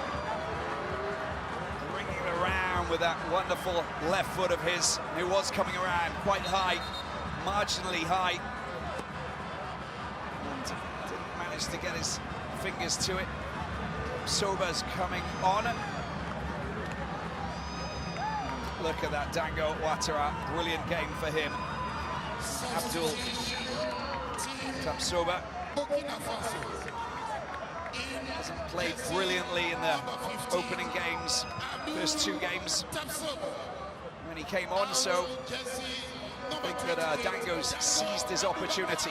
Sanogo on the far side went to the last minute. There's another chance for a shot. The shot running onto it, very complicated shot that is, but if you come on and you hit it well, Tapsoba, well, he could have been another one of these Burkinabe heroes. Not the case. Kanga picks the ball up. And they will be entering the last chance saloon soon. The Panthers of Gabon, Patrice Neveu and his men. Another yellow card.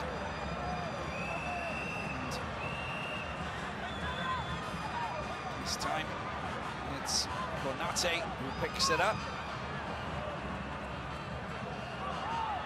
Interception. Waiting to see how many minutes of added time we will have. Here he is again, Bupenza, the danger man. Additional time, 3 minutes. 3 minutes for Gabon to try and get themselves an equaliser.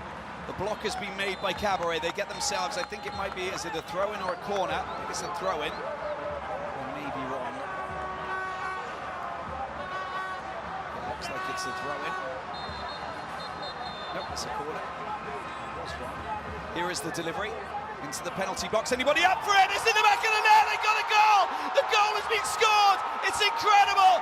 Bruno Ekwele Manga has scored from the corner. That's the equaliser that they've been looking for. And the Panthers, well, they just clawed themselves back into this one in big fashion. And that man there, Patrice Neveu, well, he watches on going, well, you could have saved me from having a rough time with my heart 10-15 minutes earlier, because, well, that is quite extraordinary. Look at him coming up. He doesn't foul, he doesn't get in the way, he just leans over and does what he does best. That's brilliant. Coming in from the captain of this Gabon team into the corner, flying past the goalkeeper from based in Charleroi, Hervé Coffey, and there's your equaliser. Gabon are back in it. Gabon can take this game to a different place. There's going to be some tired legs, oh yes, but we've got a game now, and it's 11 against 10. Burkina Faso outplayed in the last 10-15 minutes in terms of certain moments of the game, and of course there's so many yellow cards that have been dished out that, well, who knows what's going to happen when we take this game into extra time, if it goes to extra time. Let's wait and see what happens. Still over a minute to play. An extraordinary scenario. If we've got drama like this for the right through to the final, then we're in for an absolute treat of a time with this wonderful competition that we love so much. I can imagine the scenes Oh my word, they're giving the ball away. This is dangerous, but he's in offside position and he knows it. That was so. It was a gut feeling to pass the ball from Bwanga to Bupenza, of course, which is absolutely natural, but should have waited. Not even half a second. Smashing the ball into the billboards on the side. Maye with the header into the last few seconds. This is high-octane drama here in Limbe. Ball comes back, they still got another chance to score. Alex Maye goes down. Hauled down to the ground. And it will be a free kick. A lot of tension between these two nations here now. And the full-time whistle has been blown, I believe. That was the flag that went up. And there you have it. It's game on. Patrice Neveu knows that this is not done and dusted. The fans from Gabon, the fans from Libreville, from Franceville, from Chibanga and Port-Gentil and Oyem are absolutely thrilled with what they're seeing now. Comeback time. After full time, it's Burkina Faso 1, Gabon 1.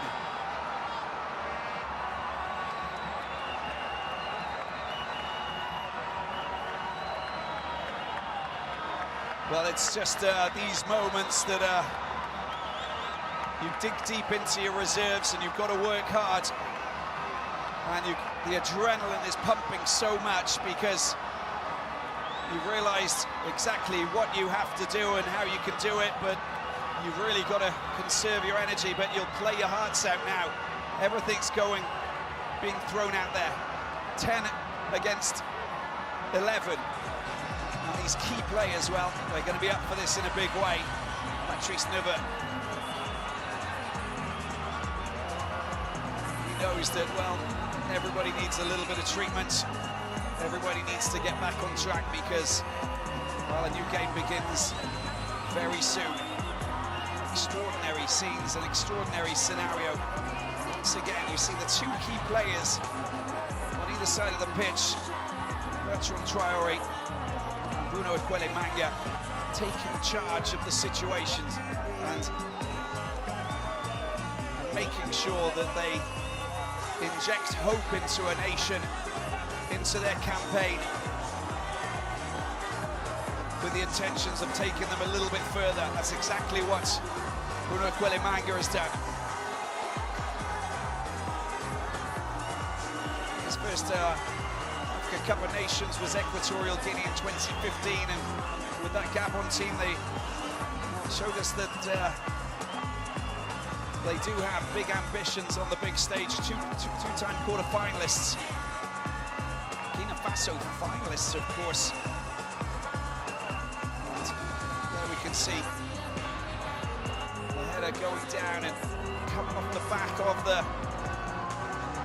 and literally came back off the head of one of the players for Burkina Faso.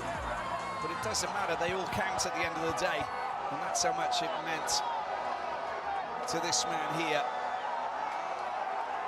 Ladies and gentlemen, extra time is required to decide the match. That is at 11. At the end of 90 minutes of playing time, it shall consist of 2 periods of 15 minutes each, with an interval of 5 minutes only at the end of the 90 minutes of playing time. Thank you.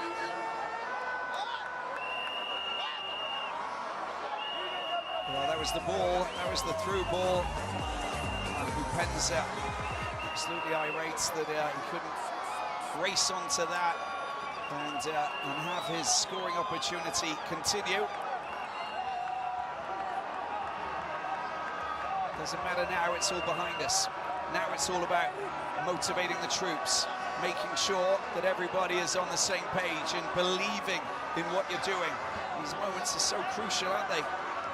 And they've got an extra player on the pitch, Burkina Faso, but they've been kind of outplayed on a few moments of the game, but I think it just came from that corner, so Burkina Faso will fancy their chances going into the two halves of 15, and of course we will go to penalties if needs be.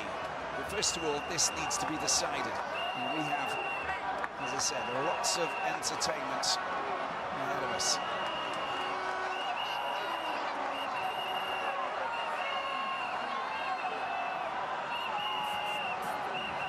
Gabon, 8 appearances in the AFCON Cup of Nations, but as I said, 2 quarter-final appearances. Last one in 2012. And they lost in the quarter-finals to Mali and Libreville. Omayeng missing the winning, what would have been an equalising penalty to make it 5-5 to see it continue, but it didn't happen. Mali went through.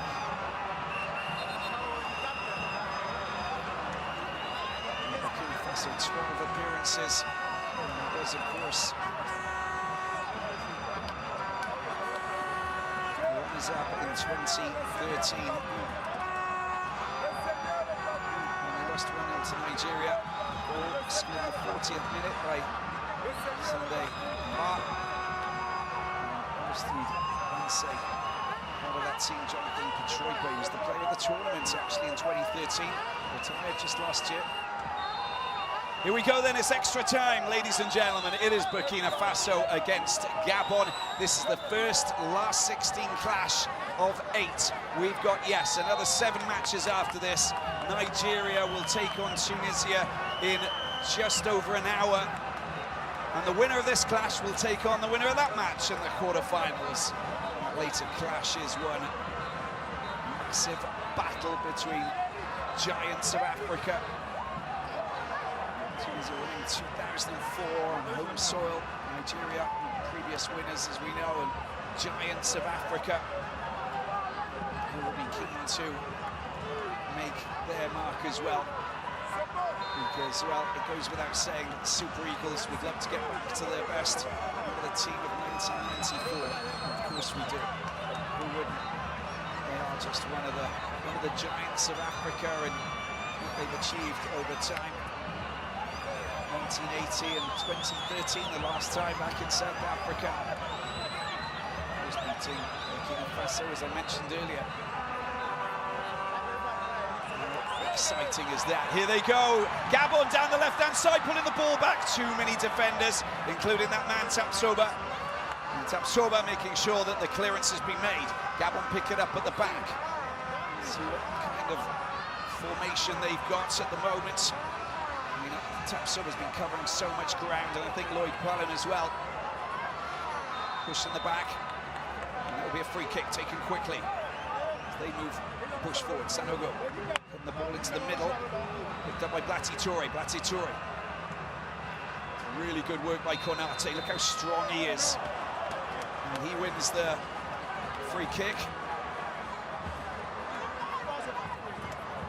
Ball comes down into the corner, picked up by Sanogo. Sanogo fends off the 2 challenges coming in from the defenders. The Panthers, who are just trying to surround him, steal the ball from him, make him lose it. Showing nothing. Comes to Steve Yago. Steve Yago drops the ball into the penalty area. Nate comes up for the header, but tightly marked.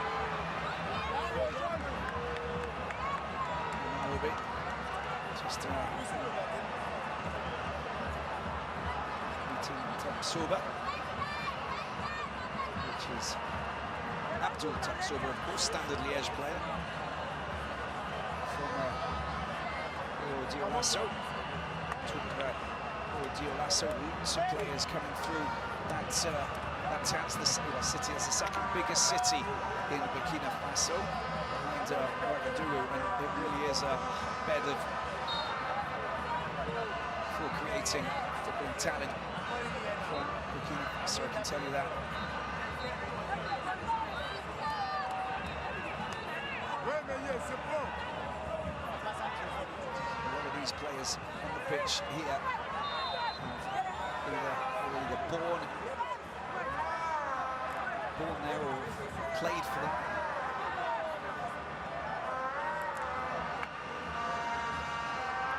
Tapsoba going on to play fast at Mimosas.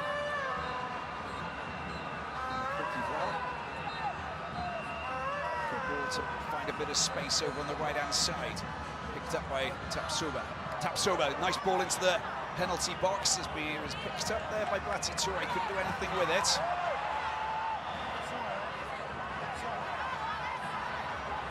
Risky business going on a wandering run weaving between defenders, but they finally find a little bit of space, and Bupenza picks it up on the right-hand side. So many stallions in position. Bupenza's trying to dance his way between defenders. Sanogo unable to do anything. The shot comes in, look at that for a shot! Well, how about that? That's how dangerous he is.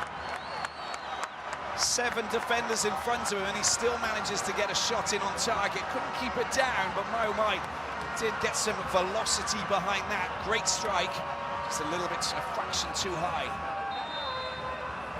Nudge in the back, free kick for Kamumaro's men.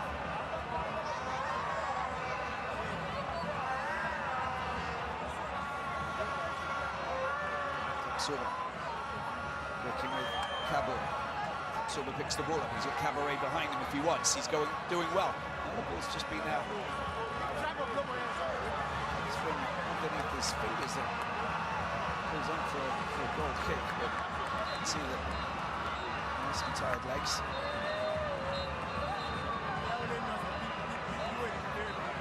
The innocent look by Kuchu as he looked towards the referee.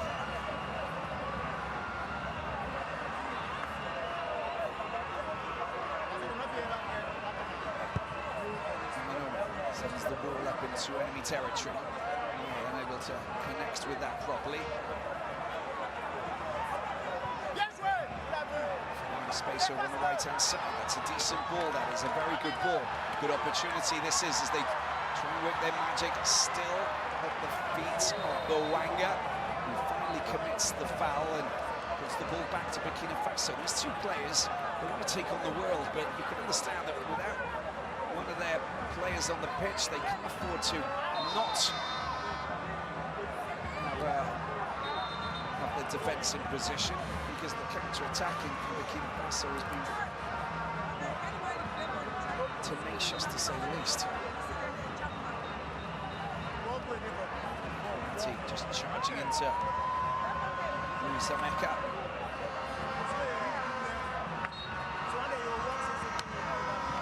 That's for Morocco. For Fez. And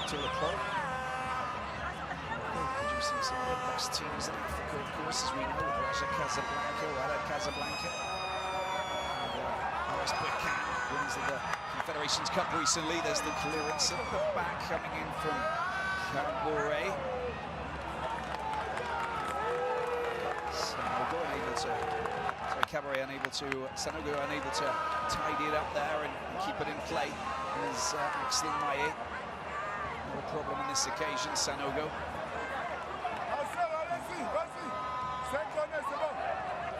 Well, chase absolutely everything, that is guaranteed, so don't really want to leave any spinning loose balls whizzing around in no man's land.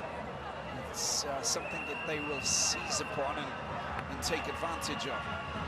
Well, I wonder how everybody is in Libreville, capital of Gabon, and also in Ouagadougou in Burkina Faso. You can imagine that the tension, well, is just fever pitch, big time. Can't imagine. There we go. That's a little bit of a push. He'll win the free kick there, I think. Or not. Kutu may have got away with that.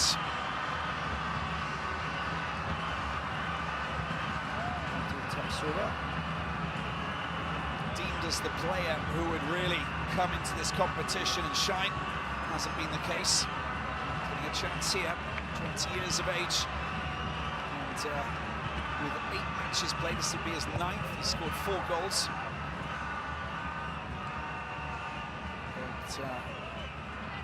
But it's the perfect time to brandish your scoring prowess if you can. You can turn yourself into a hero with one fine strike of the ball.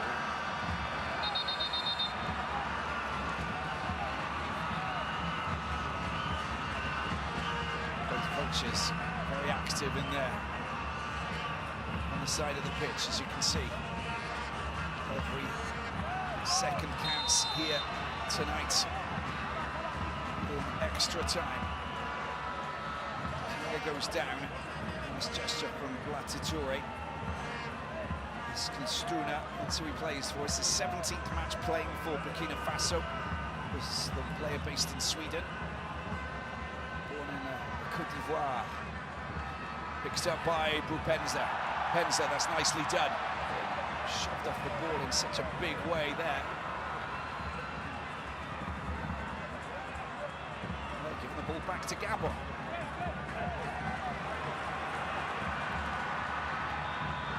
Axelmeyer tees it up, the shot comes in, and that's good work. You can see that it was that Lloyd Palin who was racing ahead behind the defence, asking for the ball, saying, look, I was there. Of course it wasn't, it was Bawanga. Palin would never be up there when they're a player down, but you can see that Bawanga was obviously keen as can be to get himself on the end of that. They're giving the ball away. This is dangerous play. Konate's there. They're battling, fighting for it, the Stallions now. But look at that strong, solid defensive play from Poco. And they win the ball back, Gabon, despite they're a player down. This is great play. This is very heroic play. This is from Gabon. They know that life is very complicated with one player down, but they're still battling for every ball. Get up, says the referee, and they need to play on. There are players down. It's not the time to be on the ground. And you've got to just grin and bear it. Get on with it.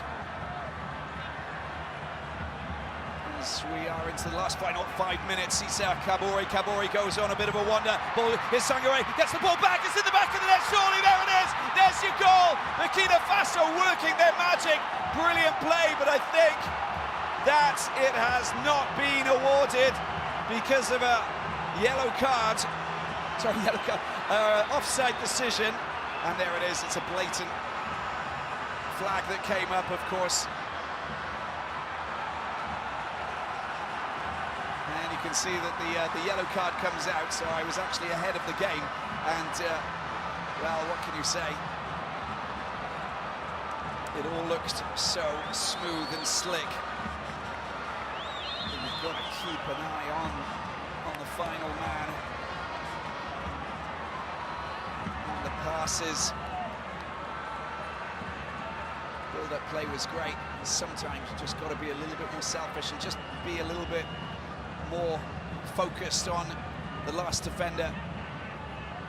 It was on the cusp of being the winning goal, potentially.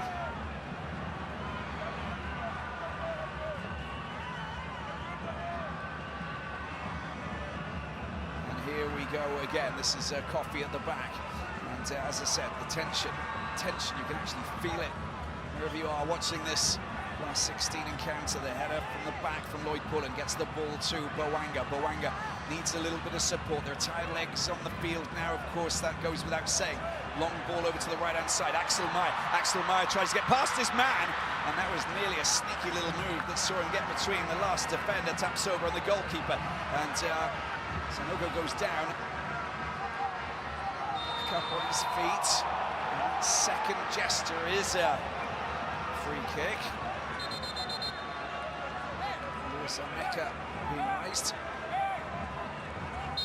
2 minutes left of the first half of extra time.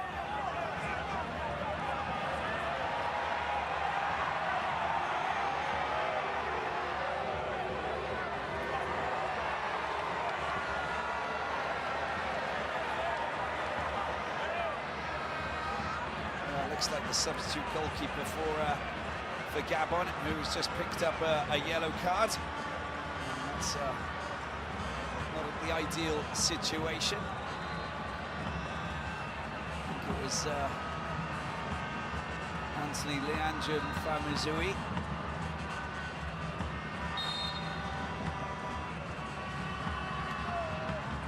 And there's confirmation.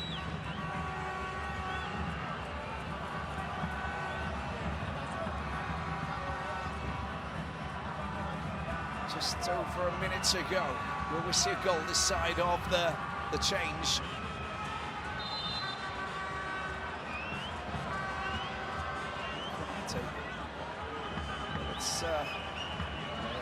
That's the offside call, isn't it? And again, over a couple of meters on the wrong side of the defender. You just can't make mistakes like that. But at the same time, you've got to look at how tiring it is to play now, as the temperature is, well, just below 30, 28, 29 degrees, high humidity levels. I mean, it is tough out there now, very tough indeed. Oh, but Sanogo tries to send the ball up, sending the ball up towards Konate up front, unable to get anywhere near that. The clearance has been made. There's enough time for a mouthful of water as you change ends, but besides that, you've got to get back into position. There's no team tactics that are going to be discussed. It's let's get ourselves back on track and let's get moving. 15 more minutes, guys, to try and find that elusive goal.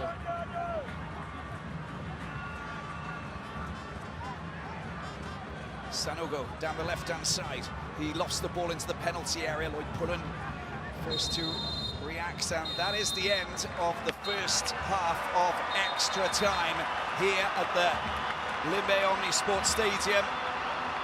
And we expected drama. Well, that's what we've got. We expected a really interesting battle between these two nations. And for the first 15 minutes, Gabon have survived. Despite being a player down, they lost Sydney Obisa before the end of normal time. And at the end of the first half extra time, scores are Burkina Faso 1, Gabon 1.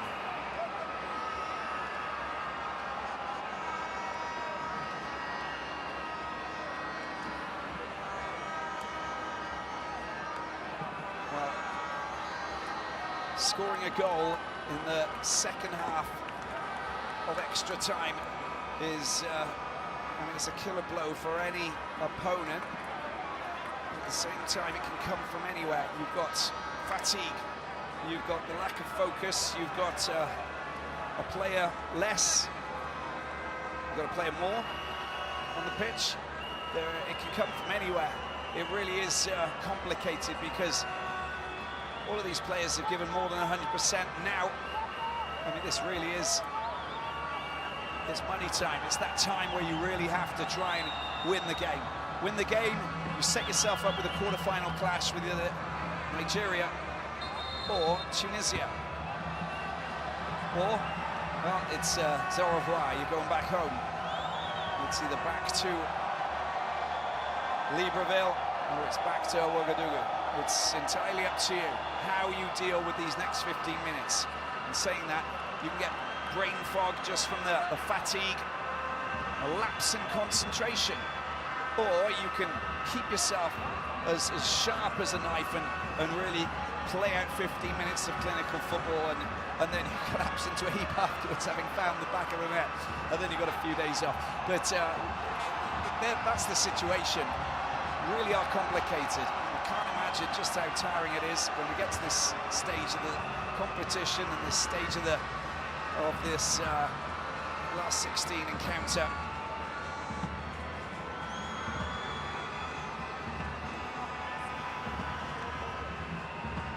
And you have to get through it. You have to fight for everything. You're not going to be as quick off the mark. You're going to try and conserve energy. There are moments where you just don't want to go for a ball. You allow your defender. Communication has got to be extremely tight. And there's so many elements. So let's see what happens here. It is 1-1 between Burkina Faso and Gabon going into the second half of extra time here in this TotalEnergies Africa Cup of Nations Cameroon 2021. Burkina Faso with a player more on the pitch. Gabon just showing us that they're playing heroically against this Burkina Faso team, having played, what, 25 minutes now or more with an extra, with a player less. That is no mean feat at all. Sanogo picks the ball up on the right-hand side. got support. Yes, he does. Cabaret's going there, but a ball comes across. A great chance! Oh, what a save that was! Immaculate coming from Amanobi. Well, he needed to make that block, but he certainly did. Brilliant opportunity. The cross was a delight to the eye. Tapsoba was there, but he couldn't find that little place in the corner. Let's have a look at this again. Excellent play. The delivery was top-notch. That is a fine, fine strike indeed. Tapsoba, Abdul Tapsoba, as I said, would have been a hero if he finds the back of the net, having played a couple of games where he's just been not up to his top-notch standard, the Standard Liège man. Brilliant when he plays his A game. Well, now's the chance because he's got fresh legs compared to a lot of these players on the pitch. Here we go to penalties. That's the question I'm asking myself now. Ooh, a little lapse in concentration there from the 20-year-old Issa Caboret, on loan with Troyes in eastern France. Played football in Belgium for Mechelen, but on the books at Man City, where I'm sure he will go and play numerous matches for them in the Premier League at 1 point. Well, let's not worry about that at the moment. Let's focus on this incredible continent where brilliant players of all different styles of football are created. Wonderful, best in the world. Another good opportunity. The ball comes across. Konate can't latch onto that. And look what Ekwele Manga does. Gets in the way, stops the big man. And there you go. It's another denied opportunity there. Clap in your hands. Look at the delivery. I said Abdul Tapsoba coming to the fore since he came on. He wants to show us what he's capable of doing. It's been taken quickly. Referee says that's absolutely fine. Are we going to see a long-range shot? It's been teed up. That's Blati Toure over to the other side, but the flag goes up for offside. That's a wasted opportunity. We did talk about those lapses in concentration. That will be one of them. Simpori just straggling on the wrong side of the last defender.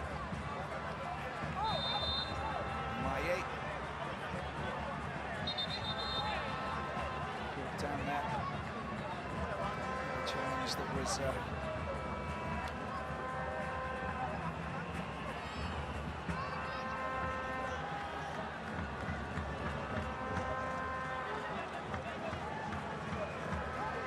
from Adama Guira.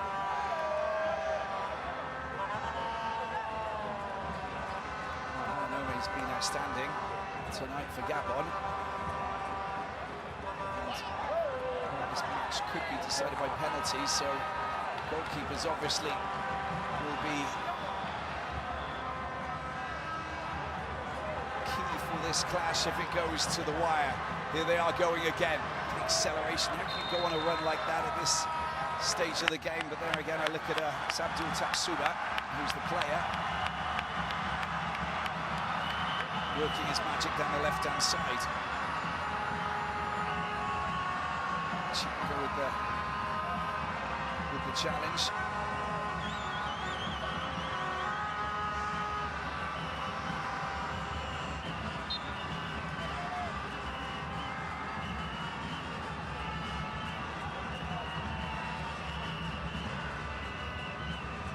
Well respected in Africa. Patrice Neveu, the Frenchman. He's a coach who actually spends a lot of time based in Africa. He comes back home for visits and stuff like that. Maye's hit the deck there, I don't know why. He's getting tangled up. There's a lot of tension, there's a lot of suspense, there's a lot of nervousness and adrenaline. You put that into a big giant pot and it becomes a very crazy cocktail of emotions, doesn't it?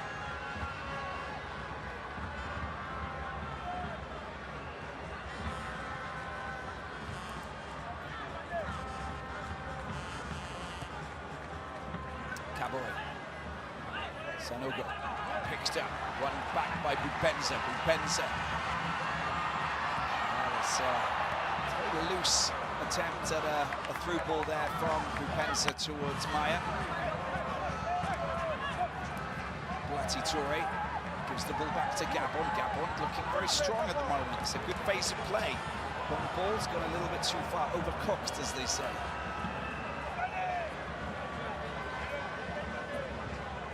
Blati Toure is down on the ground now.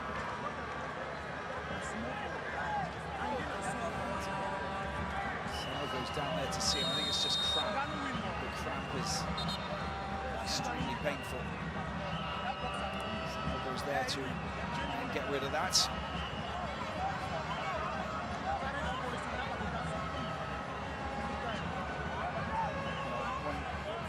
Another mention, which the draw for the playoffs for the third round of qualifiers for the FIFA World Cup Qatar 2022 were made today. And to be honest with you, I just can't separate any of these 10 quality teams from Africa. Egypt play Senegal, Cameroon play Algeria, Ghana play Nigeria, the Democratic Republic of Congo play Morocco, and Mali face Tunisia. Look at that. That is unbelievable.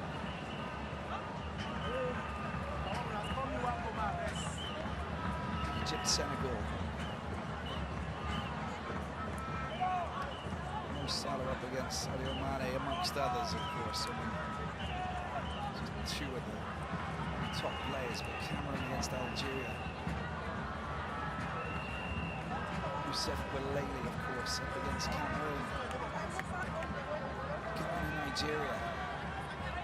DRC, Morocco, Mali, Tunisia. Anyway, let's get back to the action. Here's Sanogo trying to chase that ball. It's a really solid defensive play. That's brilliant, that really is. That's the kind of defensive work you've got to put into a game. You've got Kutu doing really well at left back. Sanogo needs to just walk away and tangle yourself from those little moments. Frustration. Diogo is coming on, and he's going to place Blati Toure.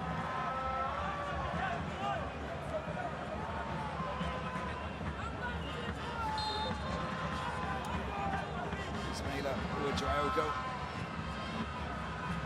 to try and produce something out here tonight in the last 7 minutes. A chance to shine.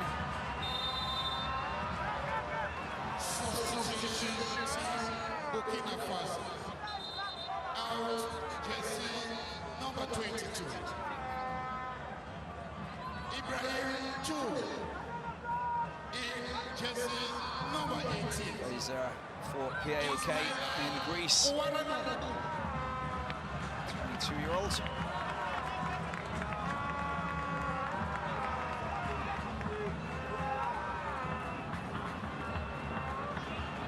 Six minutes to go. Everything to play for. Quarter-final in the Africa Cup of Nations here in Cameroon. The battling continues. Now the ball comes across, it's gone a little bit too far. It's Mango who picks the ball up. Out wide to Sanogo.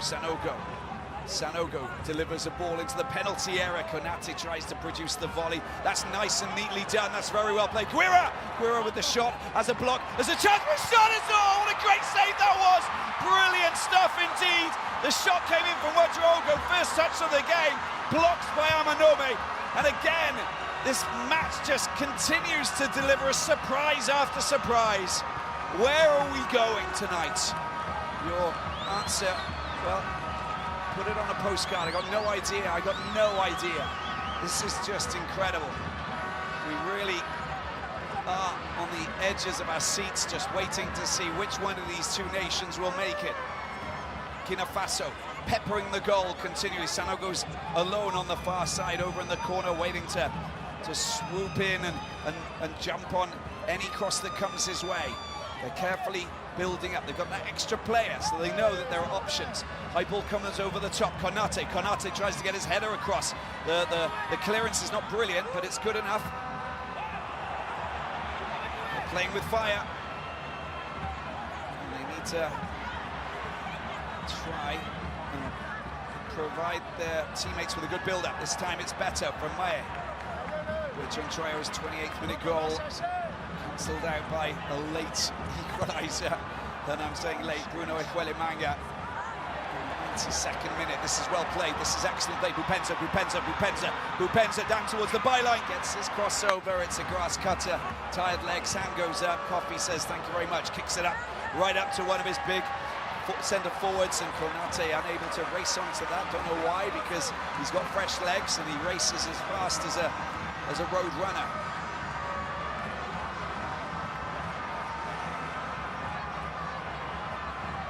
Off they go once again, and a chance this time for Gabon. Moving up into attacking position, that's a good ball over to the left-hand side.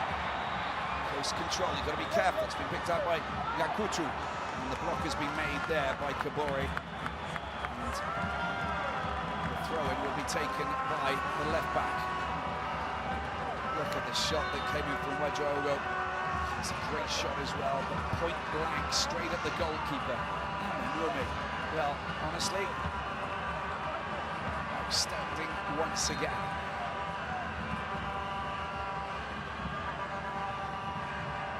Gets the ball back. Ngakutu, and he wins the free kick from that challenge there. Just a bit of a block that enabled, that saw Mr. Jihad decide to give a free kick. We'll be happy with that. They'll take whatever they can.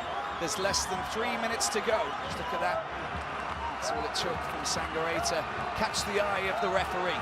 A goal in the next few minutes will probably decide this last 16 encounter. No goals, penalties, we will go.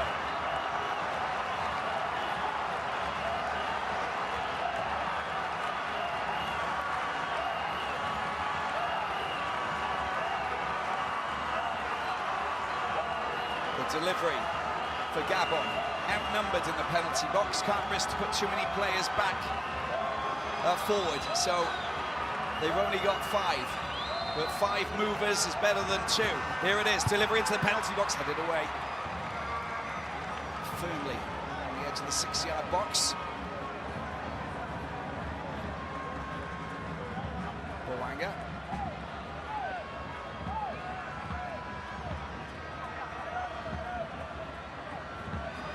The ball for Kanga, the Red Star Belgrade midfielder.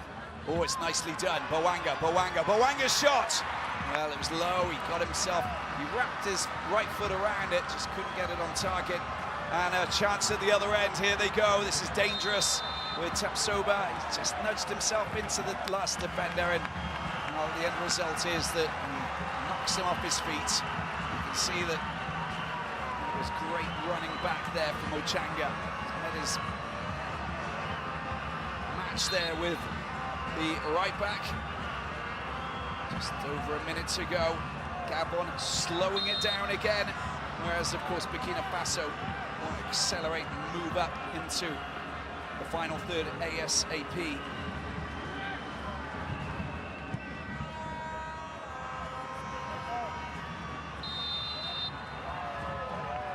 Maya just backing up a little bit too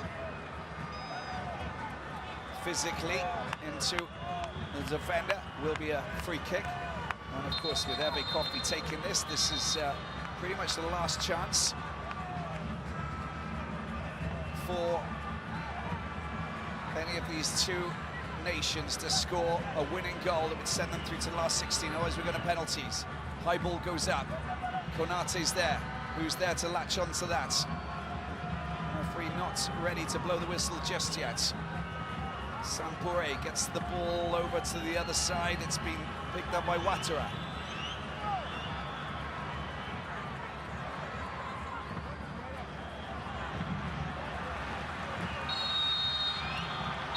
Ladies and gentlemen, we are going to penalties. Penalties will decide this last 16 clash of the TotalEnergies Africa Cup of Nations clash here in Cameroon between Burkina Faso and Gabon.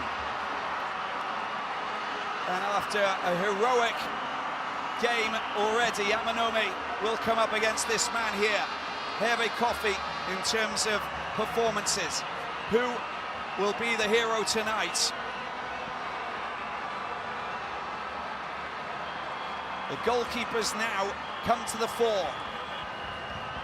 After a year where we saw goalkeeping very much brought to the fore to decide certain trophies, we're back again here in Cameroon for this first last 16 encounter. At the end of extra time, it's Burkina Faso 1, Gabon 1.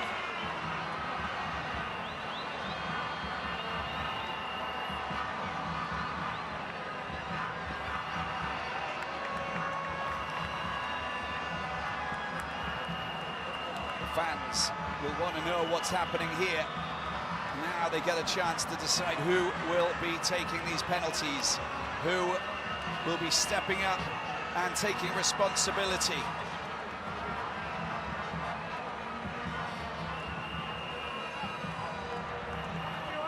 Well, after it's the third matchup between these two nations,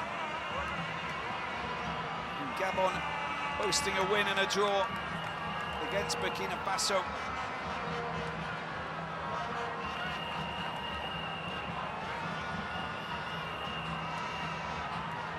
In competitive football, and of course the other match was a 3-0 win for Burkina Faso in December in that mini tournament in the United Arab Emirates.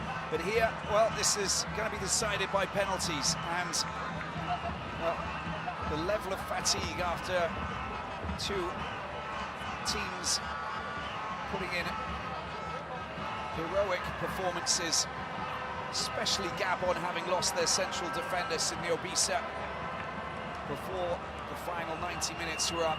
They've managed to fight themselves through these 2 hours of extra time, and now it's all down to penalties. And to be honest with you, it could go anywhere. We already saw Bertrand Traoré's penalty fly back off the woodwork to deny Burkina Faso an early goal.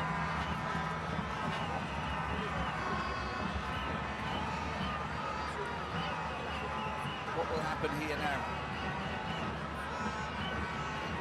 And who will take the penalties? First of all, I think that we should most definitely note that Jean-Noël Amanome, the goalkeeper for Gabon, has been just top class. He really has.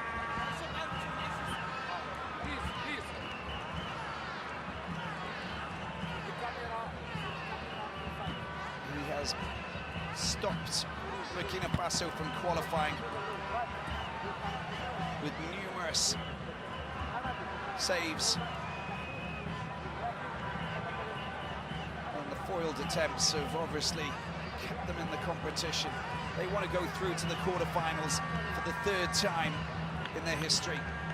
It's far from being a done deal, but they're still here, and that's all that matters. Burkina Faso, runners-up in 2013, 3rd place in 2017, and 1998 they were 4th, otherwise they haven't been out of the group stages, so we know what they're capable of doing. To go through to their 4th quarter-final if they can win this penalty shootout. Well, we know that Bouanga, we know that Bupenza will take penalties for Gabon. Bruno Ekwele-Manga will definitely take a penalty. I know that Tapsoba will take a penalty. He's a fine penalty taker indeed. And I can probably see that Konate Sanogo will as well. Probably be the first 3. Abdul Tapsuba. That's up to Kamumalo.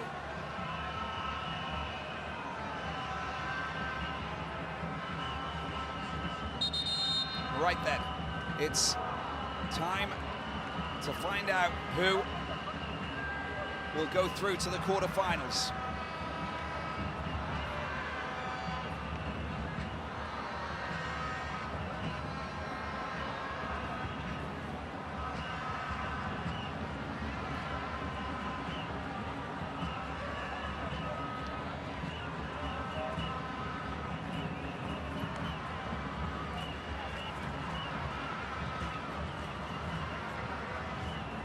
pressure cooker situation for the two coaches, but also for the fans and everybody in these two countries. In fact, everybody who's watching is embraced, because it's been a pulsating encounter, it really has. And there's Coffee and Manga being explained the rules and regulations regarding the penalty shootout. We'll find out where they go and who takes the first penalty.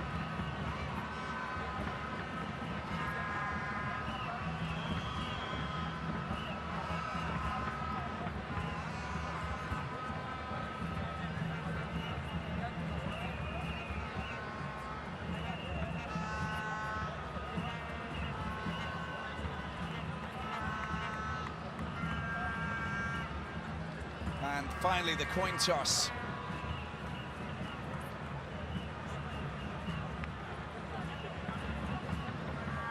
And all you can say is all the best. All the best. Now it's completely out of our hands. This is the way it is. Penalty shootouts. I don't know what coaches actually like penalty shootouts, but you've got to motivate your players going into it, and afterwards some hide away, some just, don't want to know. Others will just remain completely entranced by what is taking place in front of them, because, there are players who deal with these situations better than others, and you've got to just turn yourself off, not get involved emotionally, not think about, just really be cold-blooded in the way that you actually connect with the ball and try and beat the goalkeeper. We're going down to the left-hand side, as you can see, so we'll see what's going to happen next and who's going to take the first penalty. It looks like that the first penalty will be taken by Gabon, and it's Hervey Coffey who's going in.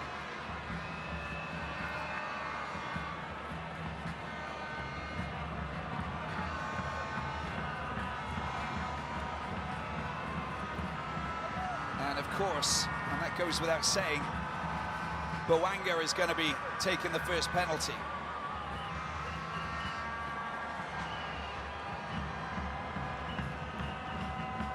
Now there's the discussion about staying on the line, not behind it, okay, not coming over the line. I want you on the line when the ball has been struck. And he wants these rules to be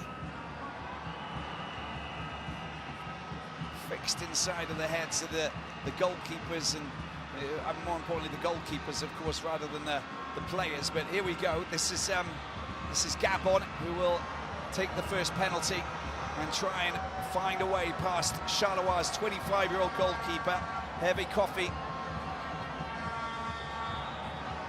former Lillois. Here he goes, Bouanga with the right foot up against Hervey Coffey. Bouanga side puts it into the corner, perfectly struck. Gabon take the lead.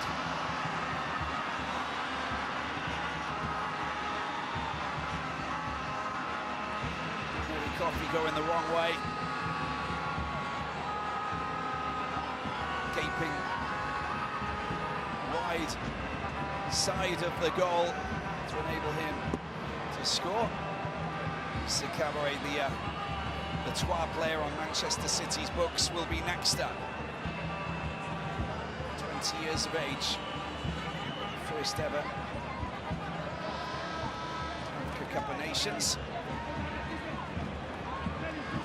Keen to make it 1-1. Not a long runner, but a runner. Hits it with force, right foot again. Here it is. Oh, it's a beautifully struck penalty into the right-hand corner.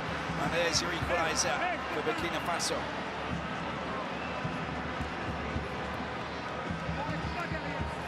That is the ideal way to slam home a spot kick. Next up, Axel Maillet.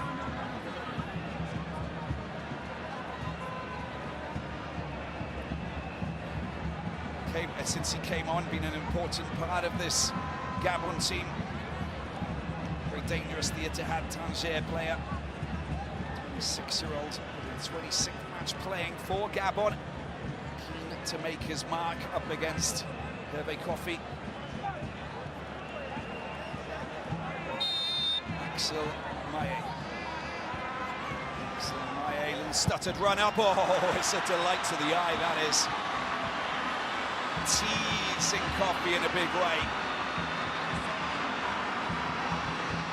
It's 2-1 for Gabon. Oh, he's so careful doing that. You've seen players in certain videos just stumble and fall over before they actually just fall on top of the ball. It's not a pretty sight, is it?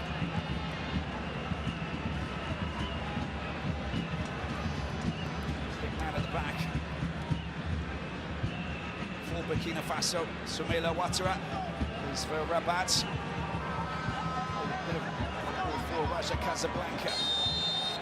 Ouattara. Ouattara's a nicely taken spot kick as well. Went the right way as well, didn't he? Jean-Noel Amanome.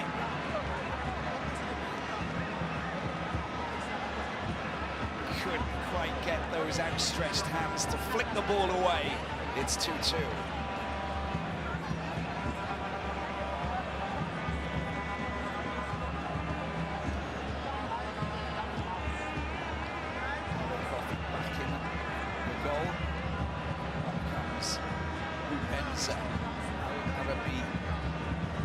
Striker.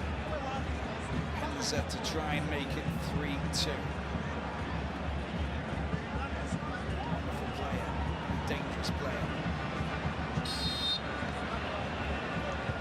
Penza to make it 3-2. That left foot of his, Penza, taking Coffee the wrong way. Sensational stuff. Penalties have been sublime. There are 5 of them so far.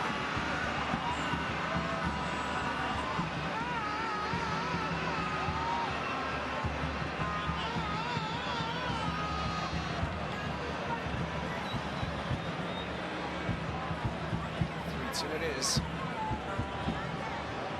Tapsoba next up, Edmund Tapsoba, the Leverkusen centre-back.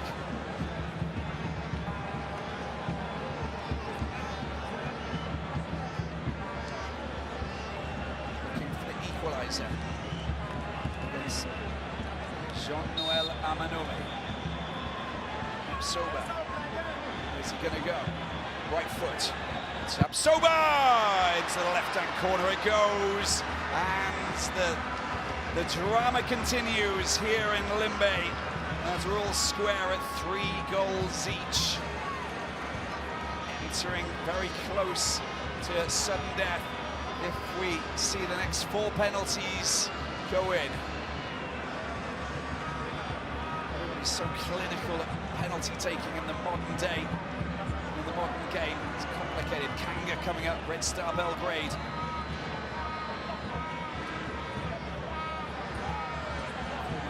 Manga Sport player, played for Missile, these teams back in Gabon. Just score, Gabon's 4th against Coffee. Oh, it's been saved! Kanga's penalty has been saved, and Herbie Coffee could be the hero. He could be the hero tonight. He looks up, asking if it's possible to go through, to see if it's possible. He's kind of off the line there, isn't he? But Kanga's penalty has been stopped, and that's all that matters for Burkina Faso. And this is an opportunity, this is an opening. Such an important penalty, this one now, with, of course, Amanome. Sampore is the player who could put the Stallions in control. Short run up, which means a lot of accuracy. Oh, he's missed it, he skied it, Sampore skied it, and that means we're square once again. 3 penalties apiece. 1 save and 1 miss.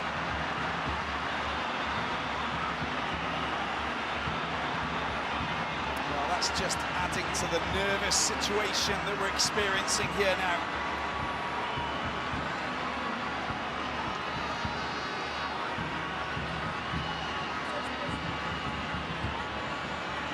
A lot of pressure for Poco. He's in Turkey for Altay, 70th match playing for Gabon.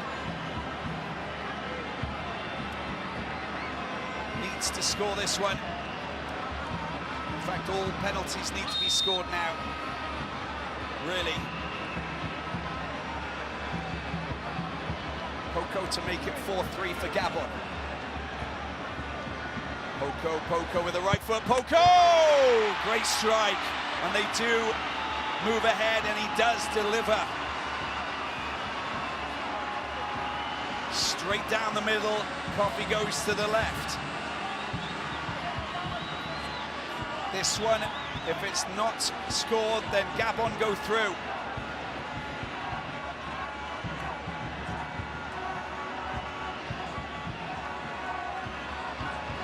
A lot of responsibility, of course there is.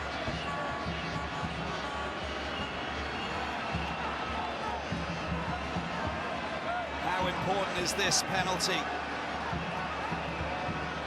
Steve Yago cannot miss, otherwise Gabon go through. The left back playing his 62nd match for Burkina Faso. The 29-year-old, plenty of experience with his right foot, will try and fire it past Yago! Oh, it's a sensational strike into the corner, despite the fact that Amanome went the same way. A sigh of relief from Kamumalo. Just look at that. Sensational penalty taking, besides Sampore and the save of Kanga.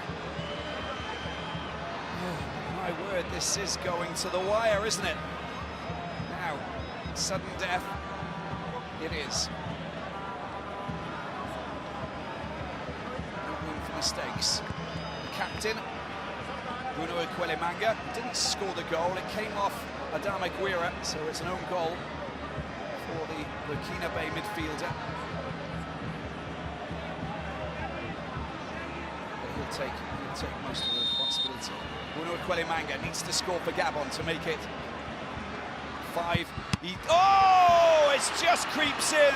He gets to it, Coffee, but he can't keep it out. Oh my word, a little bit of lady luck. You need that, don't you? Let's have a look at the replay. Strikes it well into the corner, but look what he flaps at it, but he just can't get his full palm of his hand behind it. And the force takes it through.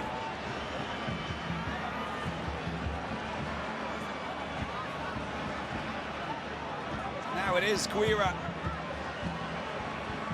Adama Guira of Racing Rioja, a 33-year-old veteran, looking to make it 5-5. Keeping Burkina Faso in this clash. And a yellow card for not respecting the line, I think. Here's Guira for Burkina Faso.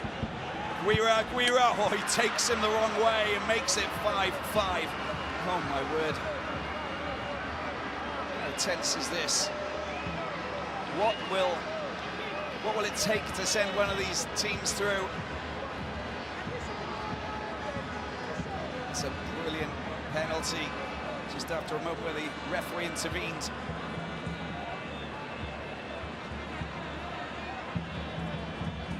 Who's next to try and produce the goods and score the goal?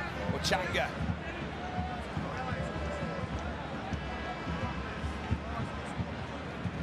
Ochanga to make it 6-5. Ochanga, the Masfes player in Morocco, up against Coffee.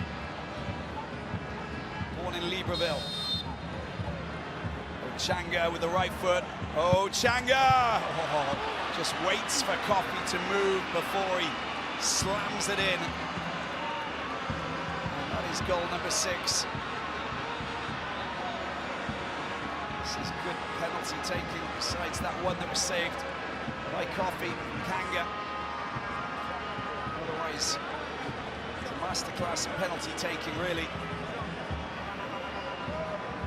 Of course, every player needs to score, and Konate's the player who's going to step up. A lot of pressure for Mohamed Konate. Every player now has to deliver. Konate, big centre forward, up against Konate. Small walk up, oh, delivers, but it's a rifle underneath the goalkeeper into the corner. And again, he just leaves the heart pulsating, beating hard. Not much of a run up there for Konate either. And we're 6-6 now.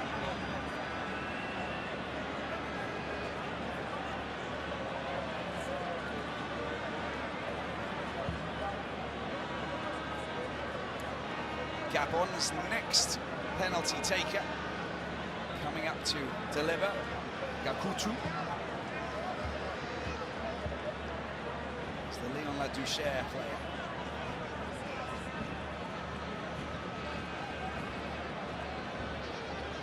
Gakutu against Coffee. Gakutu for Gabon with the right foot. Gakutu skies it! He skies it! He misses the target! And the Gabon fans can't believe their eyes. Gakutu, a substitution who came on, plays for Leon Ladouchere, firing it high over the left corner, leaving it wide open for Burkina Faso now, and Camo Malo's men, who have the chance now to wrap it up and send their team through to the quarterfinals. And it's this man here, Abdul Tabsuba, under fire because of mediocre performances in the first couple of games. Came on as a substitute. Can he be a hero? Can he be a hero? Abdul Tabsuba. Tabsuba for Burkina Faso. Can he send them through to the quarterfinals? Tabsuba! Oh, it's been saved! He's saved! What a save! Amanome does it again! The Amazulu man at the back is providing his team with miracles! Ho, ho, ho! Can you believe it? Where are we going with this? I don't know. Could have been a hero, but the hero was the man wearing the purple jersey. A brilliant, spectacular save coming from I don't know where. And Gabon are back in business, and I don't know how.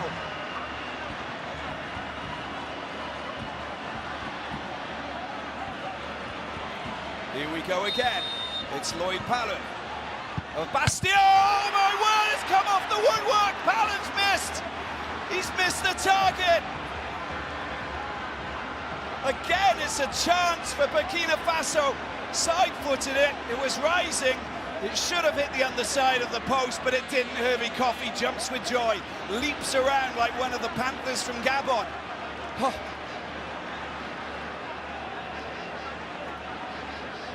This is just difficult to digest.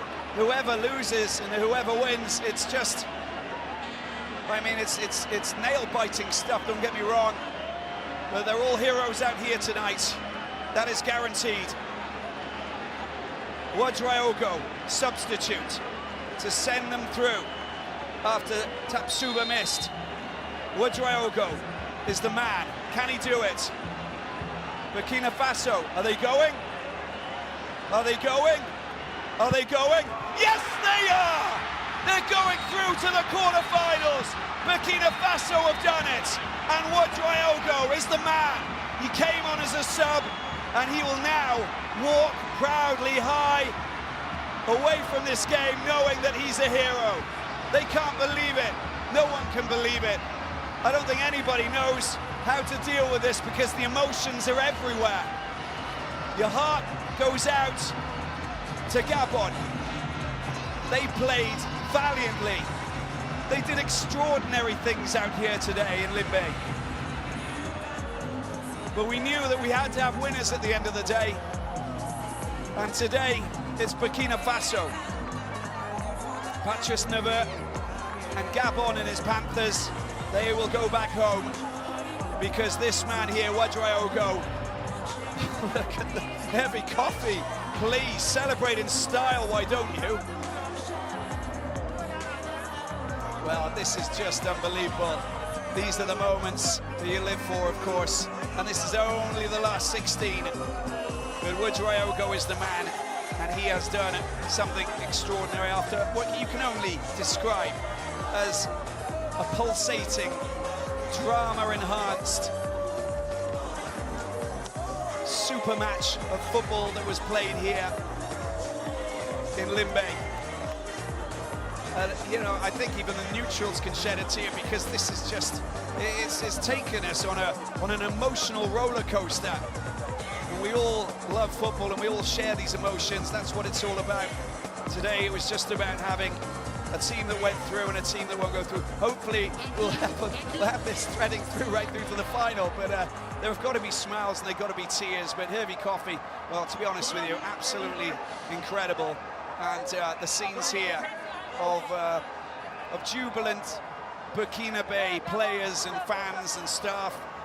Well, they've worked so hard to get here, and now they're here, and now they're reiterating what they've done in the past. But the final score after penalty kicks is Burkina Faso 8, Gabon 7.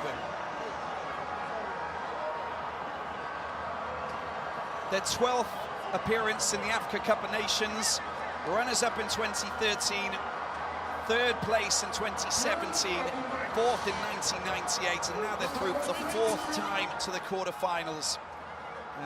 All of the other attempts not getting out of the group stages, so this is a great success for Burkina Faso. But for Gabon, of course, it's a different scenario, as they know that it's come to an abrupt end, and they won't be making it 3 quarterfinals for the Panthers. Look at the Stallions fans, absolutely jumping with joy.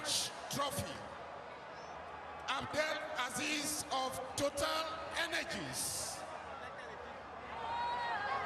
Well, you can name so many different players as players of the match, of course, but we've got to probably give it to Kickoff, the goalkeeper. Well, I mean, one of the few players. Otherwise, to be honest with you, Issa Kabore was outstanding tonight, and the 20-year-old was brilliant. But what about the 19-year-old Dango? He was just on fire throughout the 90 minutes that he played. I think he went off before the end of the 90 minutes, but the match that he played was just, well, top draw stuff. They're going to celebrate in style, of course. They are, and that makes complete sense. You know, Burkina Faso, Central African country, Ouagadougou's going to be going wild. It really is, but that's not the only place, because you know that sort of Bobo Dioulasso is going to be, they're going to be jumping with joy. All of the players and the fans of Katiogo, Rahimo, and then Salitas and Sonabel, all of these teams in Burkina Faso, you know, it's brilliant for them, and they're getting back to where they deserve to be. Great to see Blati Touré picking up the player of the man of the match.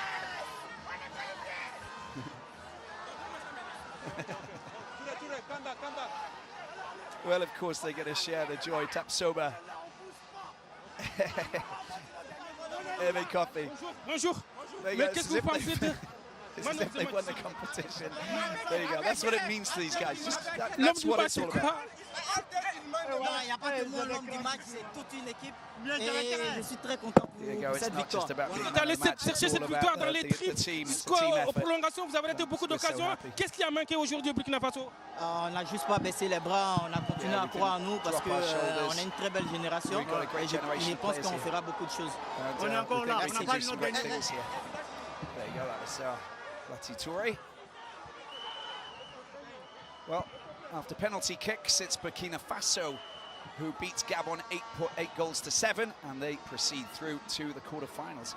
And that tees up a very entertaining battle between them and the winners of the match, which will kick off in about a minute's time, of course, which is Nigeria against Tunisia. And we are looking forward to that one too, because that's about to kick off, and that too is an extraordinary showdown. We have been blessed with some wonderful football. Thanks for